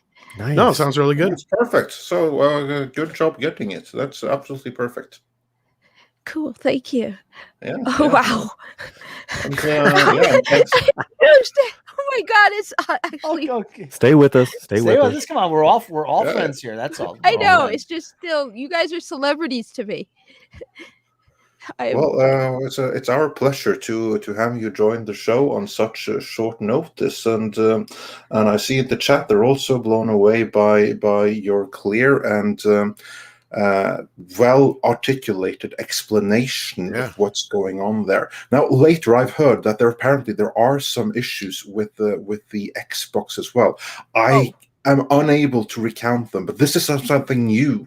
Like in the last 2 days, when people have started looking into it, motivated by the C-bomb thing, and found out that the situation in Xbox is actually much, much worse. Because on the PlayStation 3 and PlayStation 4, you can hack them, you can jailbreak them, and by jailbreaking, you can maintain the current functionality. But again, this is just me referencing other articles because I don't know this stuff. But apparently, from what I gather, the Xbox is worse because you can't hack it. The only way, there's physical hardware preventions that prevent it from being hacked. So you have some kind of time bomb in there as well. Oh boy. And that's worse because there's no getting around it, not without physically going in and doing soldering and hardware manipulations into the console. Yeah, I'm looking into it right now because I haven't listened to Spawnwave today, which that's where I got the information from. Spawnwave does a YouTube channel, and he used to work, I think, for GameStop, and he takes consoles apart. Your other. I'm not It's seeing still anything. Greek to me, but I think it makes more sense to at least some of our audience now. Yeah. It's still Greek, Probably. but But I don't know exactly yeah. the details. I'm just referencing like this Yeah. is some stuff I read. I don't know the accuracy of it, but the C-bomb thing, that's absolutely a thing. And again, I'm not a modern gamer. Like I got the PlayStation 2, and I got it to use it as a DVD player, and I got gifted some games to it that I never really used. Ironically, apart from like the Sega Mega Drive collection, I did use that quite a bit. So yeah, and then I got like the PlayStation 3, and I had that, and I got it jailbroken actually because I used it as a media player because it was the single best media player on the market. And I have a couple of games that I've never used on it, apart from again Sonic Generations, which was pretty sweet, and Rayman, which is also pretty sweet, and again Sega Mega Drive collection. So I'm not worried for myself so much, but it really sucks for those that are hardcore into gaming. Because just to be able to continue to use the games that you have right now, and as Rob pointed out, the architecture is different. Unless you're able to preserve it on that console, it's going to be, and pardon my French, a right bitch to emulate it later on. Yeah. Well, no, and the thing is, it isn't just the consoles though, because most of these games, when you buy them, you have a massive update on day one. And if those servers go down, that game is done. So even a game that you have a physical copy, I think they were saying Spyro the Dragon, the trilogy, only the first game is on the disc. I think it's if you have to buy the Switch version. The Witcher 3 is, I think that one's actually good because the entire game is on the Nintendo Switch console. But a lot of games you wouldn't even be able to play them anyway because you need updates for them to work. Yeah, exactly. That's like the thing that the things that are disk based that should still work in some fashion, especially if you jailbreak it. But all patches will be gone. Yeah. Yeah. That's why I swear by the Sega Mega Drive. Like RoboCop versus Terminator, one of the great games there. It was done at the time when it was like published, and it was as complete then as it is now, and it still kicks ass. You know, I was when I bought the Division, it took like a 40 gig update. I was like, you know what? Now with this news, game's not that great. I probably won't miss it if that goes down offline. But some stuff you're gonna miss. But like I say, I think somebody will find a way. Somebody will reverse it. There's some pretty smart people out there. Yeah, there are, but like it's a pretty tough job to come up with an emulator for the PlayStation 3. I mean, like to my awareness, you can emulate up to PlayStation 1 level fairly well.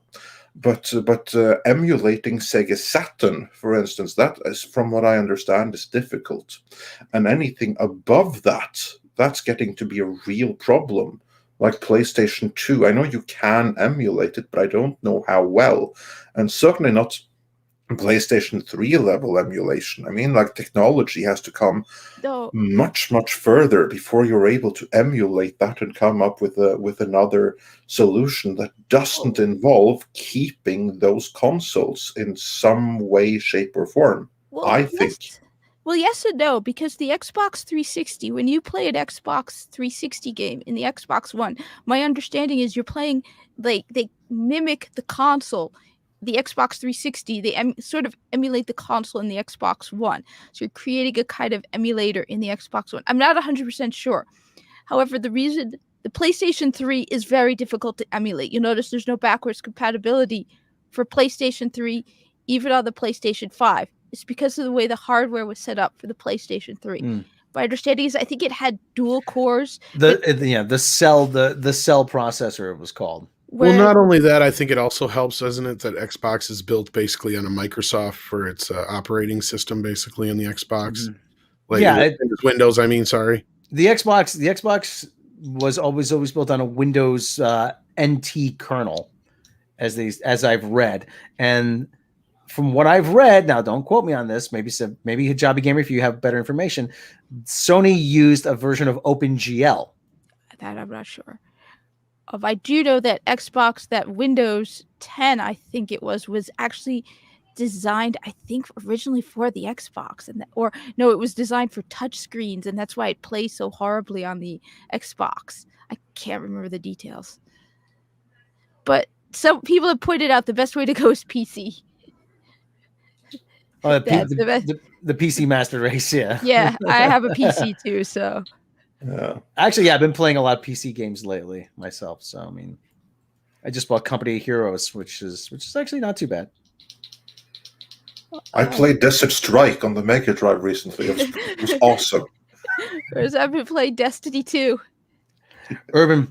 Andre, remember Urban Strike with if you cleared a certain amount of level, it would have the thing Elvis is here, and you had to blow up Elvis. Yeah, that was pretty cool. Like, they could get away with so many things back then. Like, remember also in Revenge of Shinobi, how you have like Joe Musashi the ninja beating up both Spider-Man, Batman, Rambo, Terminator, and Godzilla in one game. Oh man. They patched that. They fixed that later when copyright became a thing, and they became aware of like, what, copyright? You can't use Godzilla. Oh, okay, let's change it then. But like the original version has all of those as villains. Well, I'm just mainly worried because like I've got games I've never even got to play, and I mean I got like the PS4 with the whole VR setup. That I've still got a bunch of games that when I started working here, I just never got time to play anymore. So they're just sitting there in plastic. One of these days, if I ever get a day off, I'd like to be able to play them. I'd hate to, fire it all up and get it all set up, and then some bitch don't work. That would really suck. Yeah, you can have a day off to play games when we launched Midnight's Edge Gaming. I know, but I'm just saying, and it didn't take me a lot more than a day because to set all that stuff up would probably take me a day. I have Ghost of Tsushima for PS4. I still haven't. It's really good. Yeah, I bought it. I bought it back. I said, "Wait a minute, there's Ghost of Tsushima game. I'm usually on top of these things." And I'm like, "When did this come out?" And so I bought it. I still haven't. It's really. It was Player's Voice Award of the Year. For the Game Awards, they had the Player's Voice instead of they had to vote for players, and it was voted Game of the Year by the players last year. It's really, really good, and I'm normally not a sword player. I wish I could set it up for you, Tom. I know how to set up a PlayStation VR. I have PlayStation VR. I can set it up. I'm just worried like if I get it all set up and then like my system's all bricked or whatever, like you guys are talking, like that would really, be a bad thing. It's like in the meantime, though, I know that Polly, you have some very cool interviews to attend, and that you have to set up. Yes. So naturally, you have to leave for that. But also now on the Latino slant, there are some other cool stuff to check out. What should people check out on the Latino slant right now? Oh, right now, there's that interview I did last night with director Kenneth Castillo. That's on the main page. It's featured. It's a great interview, about 2 hours of just this guy's career path, and he's done 7 independent films, and it's just incredible. And his views on Hollywood are amazing. And congratulations, Hijabi Gamer, on being on here. It's great to meet you.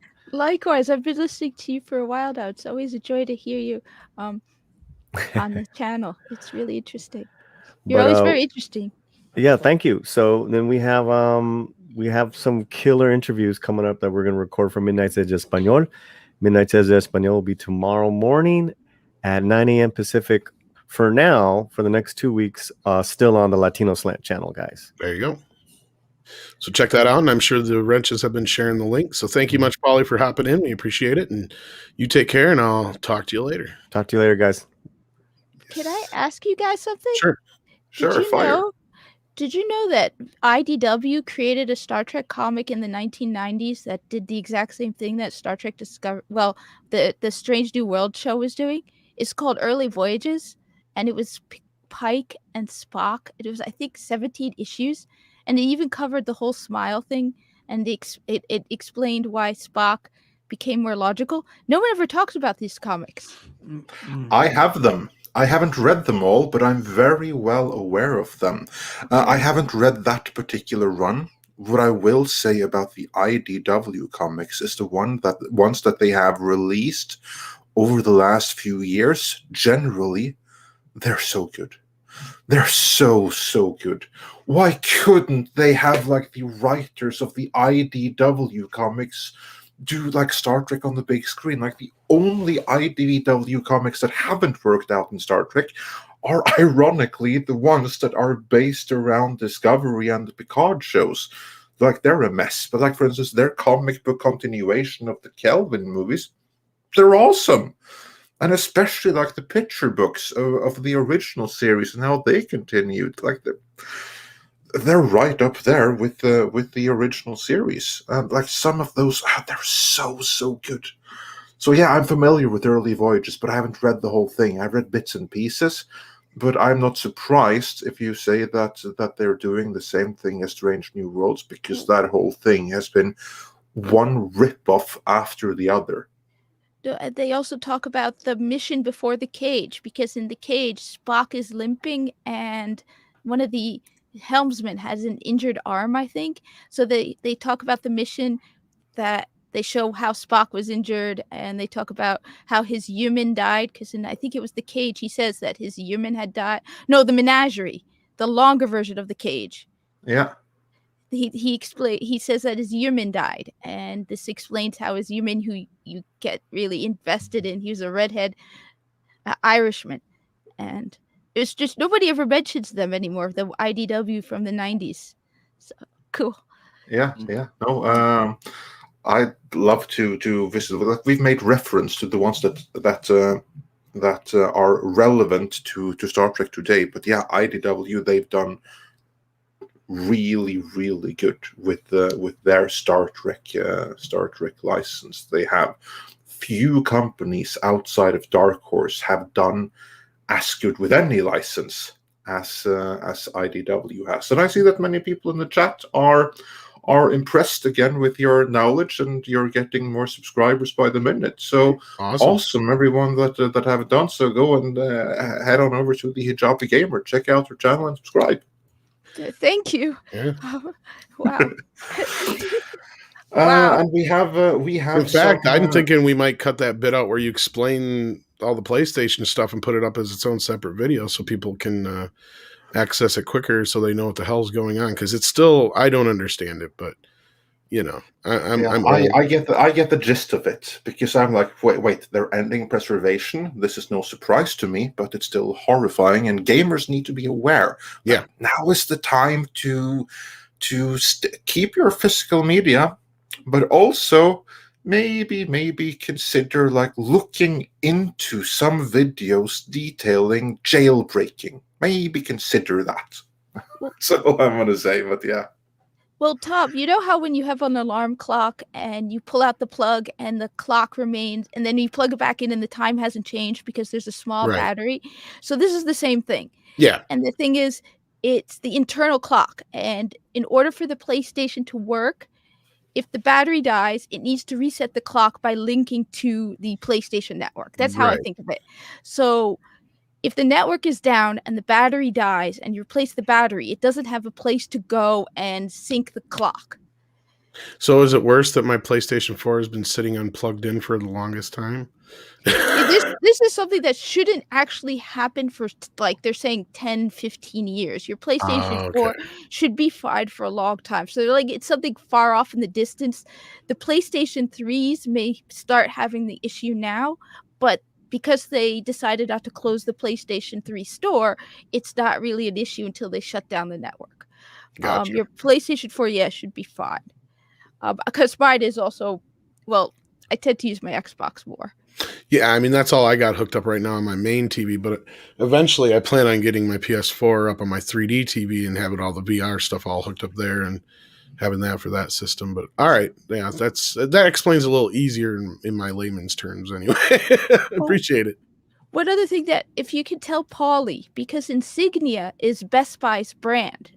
A lot of people don't know this. Ah, yes. So if he needs to get a replacement for his for his. I know what he has. The VHS remote. VH DVD combo. He should go to Best Buy. They might have something that will work. That's a universal remote. That's by Insignia. Gotcha. I'll let him know that if he's not listening still. Yeah. All All right. right. Well, if you want to stick but around, I think we have some super chats that might. Yeah, you we be able do. to help us with. We have some more super chats to go through. So right. just I'm gonna- stick around, and we'll get to that. Rob, of course, I gotta can't stick jump. around, Yeah, but, I got a couple things I gotta take care of, so I gotta jump. Hey, Jobby Gamer, nice meeting you. Likewise, it's an honor to meet you, sir. It's Oh, okay. I'll give you. How you doing? So,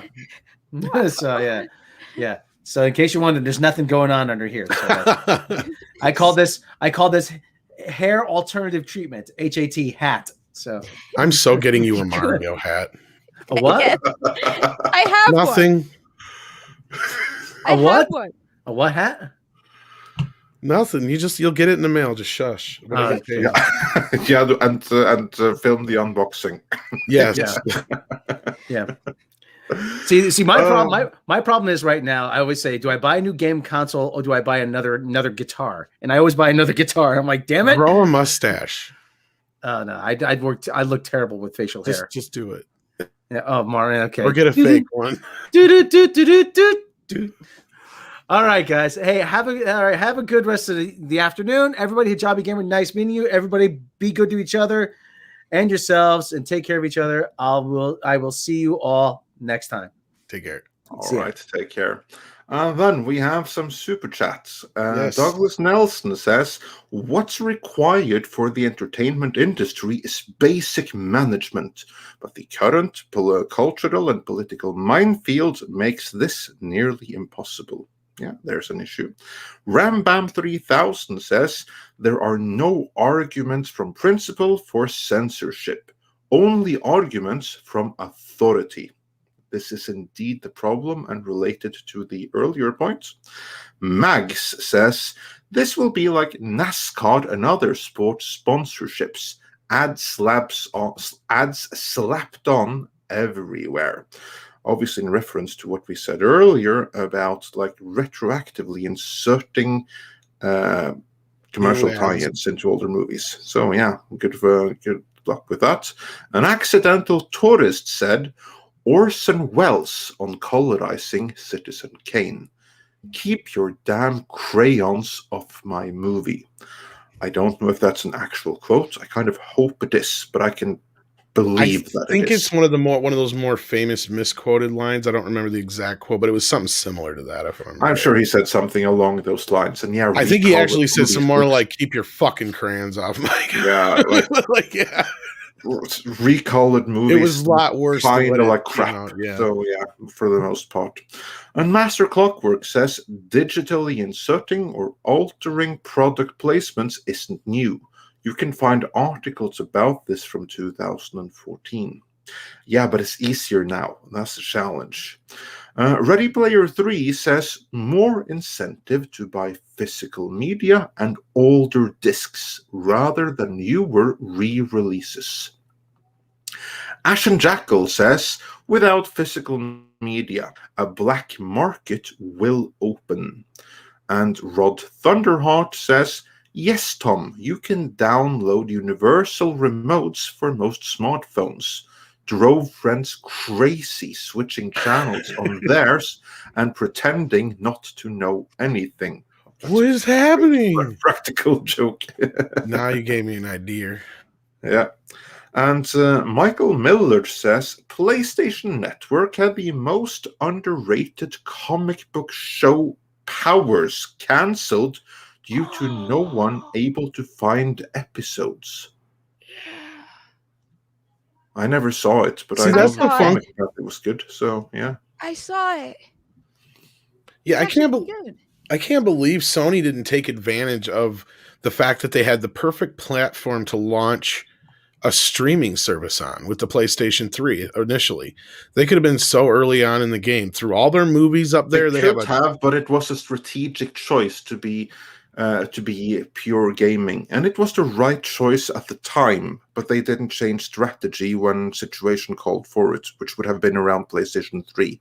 Exactly. Yeah, like because they would have launched a streaming service built specifically like that, and they could have even called it like the Sony PS streaming network or whatever. I mean, I know they tried with Crackle and all this other stuff, but I mean, a pay service where they actually had all of like Sony's movies and like access to a bunch of their TV properties that they own, which they do own a lot. And even maybe like some exclusive, like you could have even had a lot of, there you go, like shows like that and shows built off their video game properties and stuff. It was a very big missed opportunity, if you ask me. And now it's way too late to try and start something. That's why Sony made their deal with Netflix. Yeah. And then next one is from my countryman, Paulus Plain, who says for 50 Norwegian krona, 1000 takk, André, tell the Americans about the movie box of the 1980s. P.S. Love from Norway. Okay, the movie box. Back in the 1980s, not everyone actually owned a VHS player for themselves, or a Betamax for that matter. So most video store rentals, you could also rent a movie box. And what a movie box was basically a playback-only VHS or Betamax player that you could rent alongside the movie, so that people that didn't own a VHS or Betamax player could still see the movie. So we had similar stuff here. There. Yeah, I would be surprised if you didn't. In fact, all the early VCRs were ahead of the curve on stuff like that. I was going to say, in fact, all the VCRs for the early on ones, they were specifically built that they didn't have recording mechanisms in them when you rented them. Yeah, they had specific rental-only units. Yeah, exactly. Like this is for that, so that you wouldn't like record over the tapes by accident. Well, yeah, not just that. There's other reasons, but yeah. Yeah, of course. You also had like the check things, means that you couldn't record, but that's easy enough to bypass if you know how. And then Diego Flores says, Andre, hacked consoles in Latin America is not an option. It's a standard for us. Also, you should have called Geek Tropology. He and I talked about it yesterday on stream. Yeah, he's another guy I plan on having on eventually, yeah. Yeah, we'll have him on, but again, this was something more of a spur of the moment, since it kind of like spun off from the and I think he's helping out classics talk, but yeah, I think he's also helping out with Midnight's Espanol, if I'm not mistaken. Yeah, actually, yeah, he is. He's part of that. I mean, he may be part of the interview. So go. Yeah. And Joel Rice says for €2, hail the hijabi gamer and meet. Awesome community. Totally. We have the best community, such as the hijabi gamer who comes on short notice. So that's awesome. Which we appreciate, by the way. Yeah, totally. Like on short notice. Yeah. And Rod Thunderheart says for 10 Canadian dollars, thank you so much. My friend who, sailed the high seas, downloaded many movies, showed me how to upload and save movies onto the PlayStation 3. Usually discs, but the Hitachi hard drive with same mini USB as controller can be used. There are many ways that you could use the PlayStation 3. Like I used it myself as a media player before the NVIDIA Shield and Kodi was a thing that the PlayStation 3 was to go to. So I'm not going to go into any more details about that. I'm just going to go. I'm not going to tell you what to do, but I'm going to just go and say, look for videos talking about jailbreaking to see some of the opportunities and risks, so pay close attention to that. Fat Steven Seagal says, Eyes Up Guardian. This is the nicest panel ever. THG.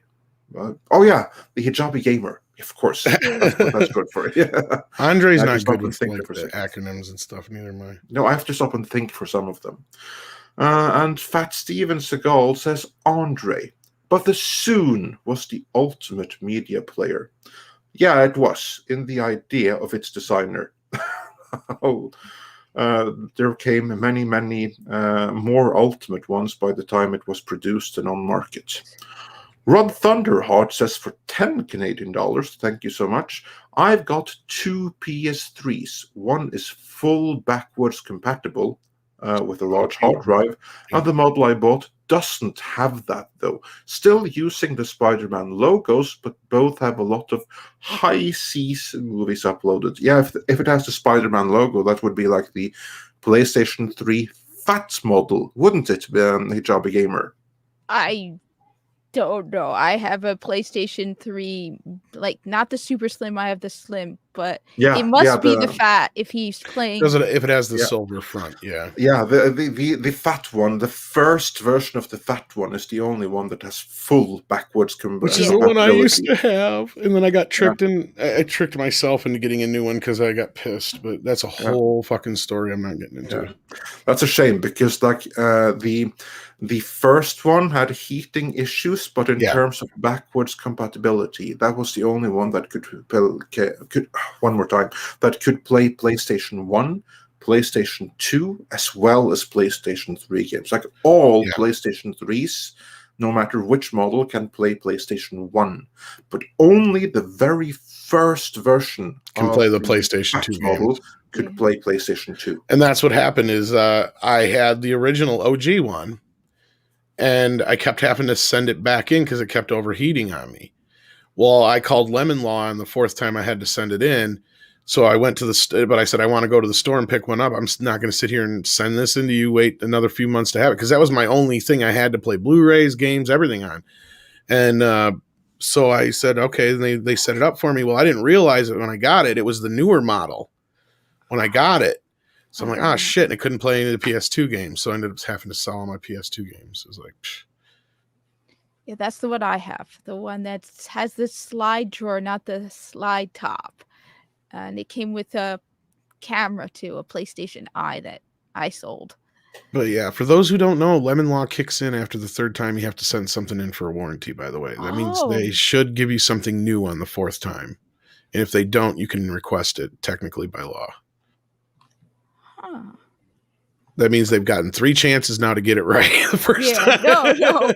In most cases, when you do that, unless it's something like a game system where, you know, you have your own personal stuff already on it, they'll generally just give you a new one. Like most TVs and stuff like that, if your TV goes to hell, it's cheaper for them just to give you a new one. Yeah, I mostly use Geek Squad from Best Buy. So like when my Switch bricked, they gave me a new Switch. Yeah, and if you're still got questions about it, you can check it out. But I'm pretty sure it's the fourth time you have to take something back in. So yeah. I don't know about federal law, Roger H, but I know it's on the books somewhere because I looked it up and I used it to my advantage at that time. This was like almost 15 years ago now when I did this. This was when the PS3 first came out. Like it was a long time ago. Yeah, the lemon factor. Yeah. And then moving on. Roger H also says, Andre, consider getting Mega SD or an EverDrive Pro for your Mega Drive. Nothing beats playing games on original hardware. Actually, it's funny that you should mention that because I've been doing research on which one of the two, the Mega SD or the EverDrive Pro. How do they compare against each other? Which is better? If only getting one, which one should I get? I am inclined towards the Mega SD. I know that the EverDrive Pro is newer, but is it better? I don't know, so please tell me. I'm inclined to the Mega SD. Am I wrong? Should I go for that, or should I go for the EverDrive Pro instead? Convince me. And HyperGyver 2 says, there have also been multiple Star Trek and X-Men crossovers in both novels and comics. Oh, yeah. There have. I actually have one of those novels.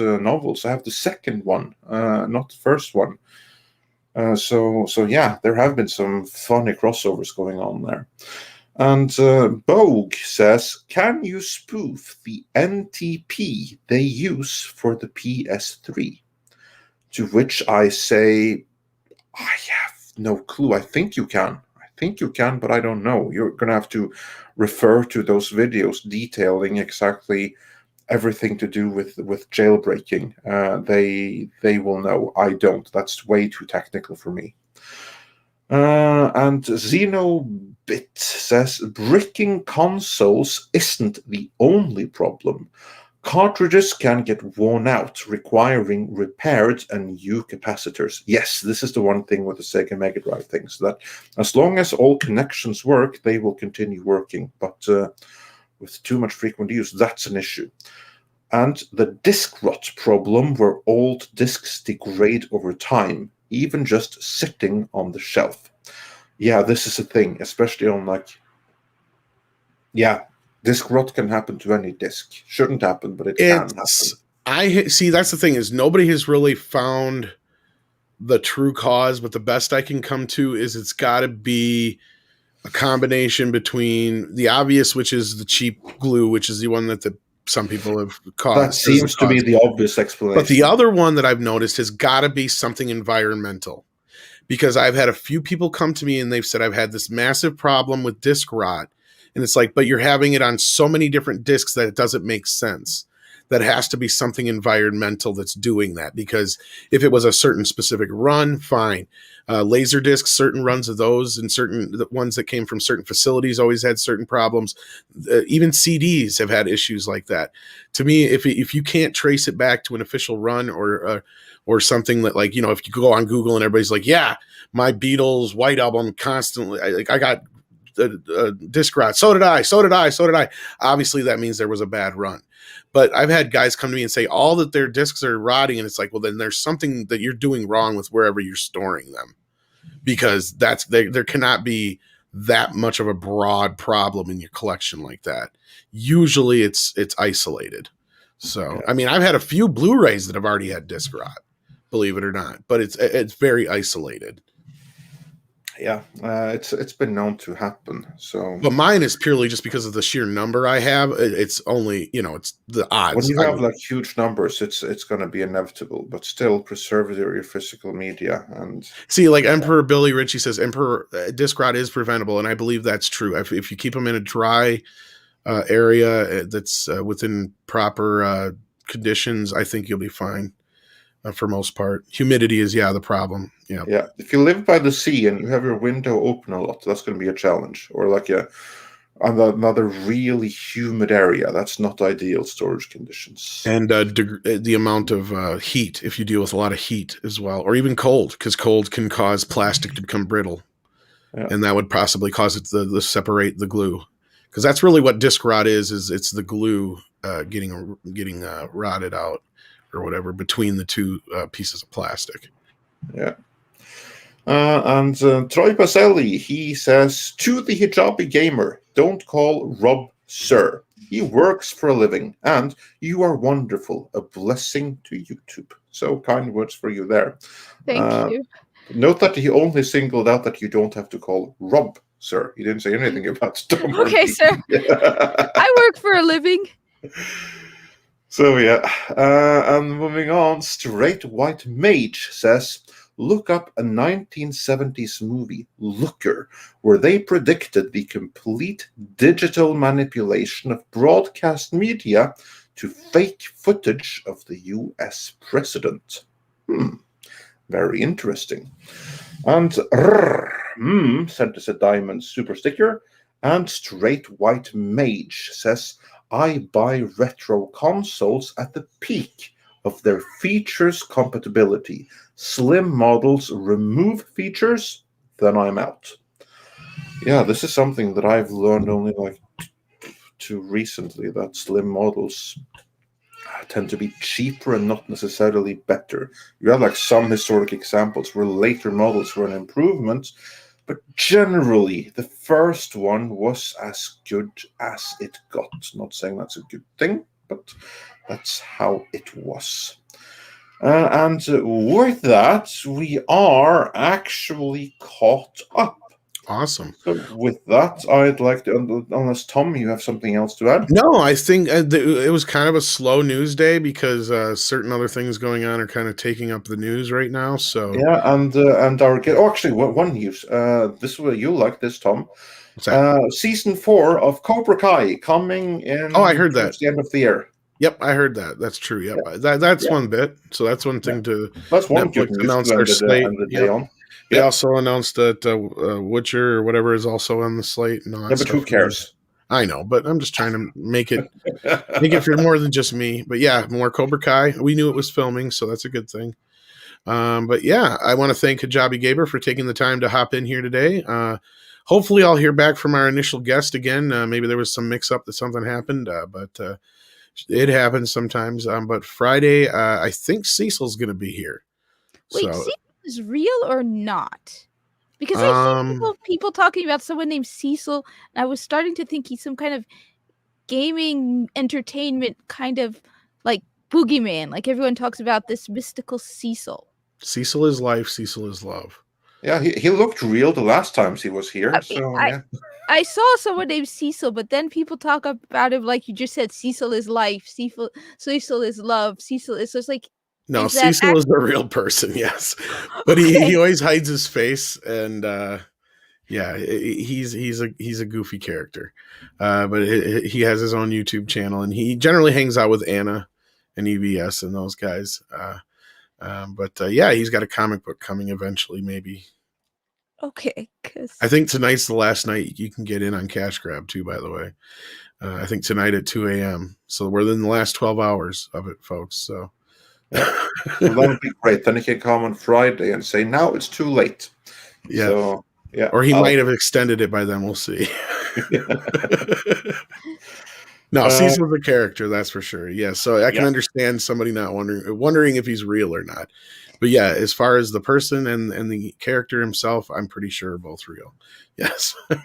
Yes. okay. So as long as he's sober enough to be here on Friday or whatever and doesn't stay up again all night like last time, we should be okay. Actually, that was 2 times ago. 2 times ago? Okay. Yeah. Well, anyway, you never know what to expect from Cecil. That's the thing. Yeah. So chances are Anna might be here too, just to make sure Cecil, you never know. She's like his pimp. So she says that. So it's not even like a joke. No, she's not even joking. And she also makes sure that he keeps on drinking because he's really Cecil when he's not quite sober. So yeah. If you're curious though, check out his channel. He does some great reviews and Yeah. We also got another super chat in here, Andre. Yes, my countryman Paulus Plain says Mars colonies will have big issues with entertainment from Earth. Yeah, more than one, because when we do get them, then they're going to have to deal with time delay. So that's one thing. And was that a joke also going off of like the whole thing of like, wasn't there some like kids like going, all that thing does is go up and down and they spent all that money on it or some shit like that? I don't know. I wasn't keeping up with the yeah, I wasn't paying attention to it. But it's like the rover or whatever it was. I don't remember. But yeah. Oh yeah, that thing. I didn't pay quite close enough. Yeah, there was like some kids making fun. The helicopter that was like going up and down on the Martian atmosphere or something. Yeah, they're like, that's all it does for all that money. Yeah. Well, okay. And then like people are like, it's Mars. It's like, well, it only goes to show how badly education system has failed. But yeah, I'm not going to get into that.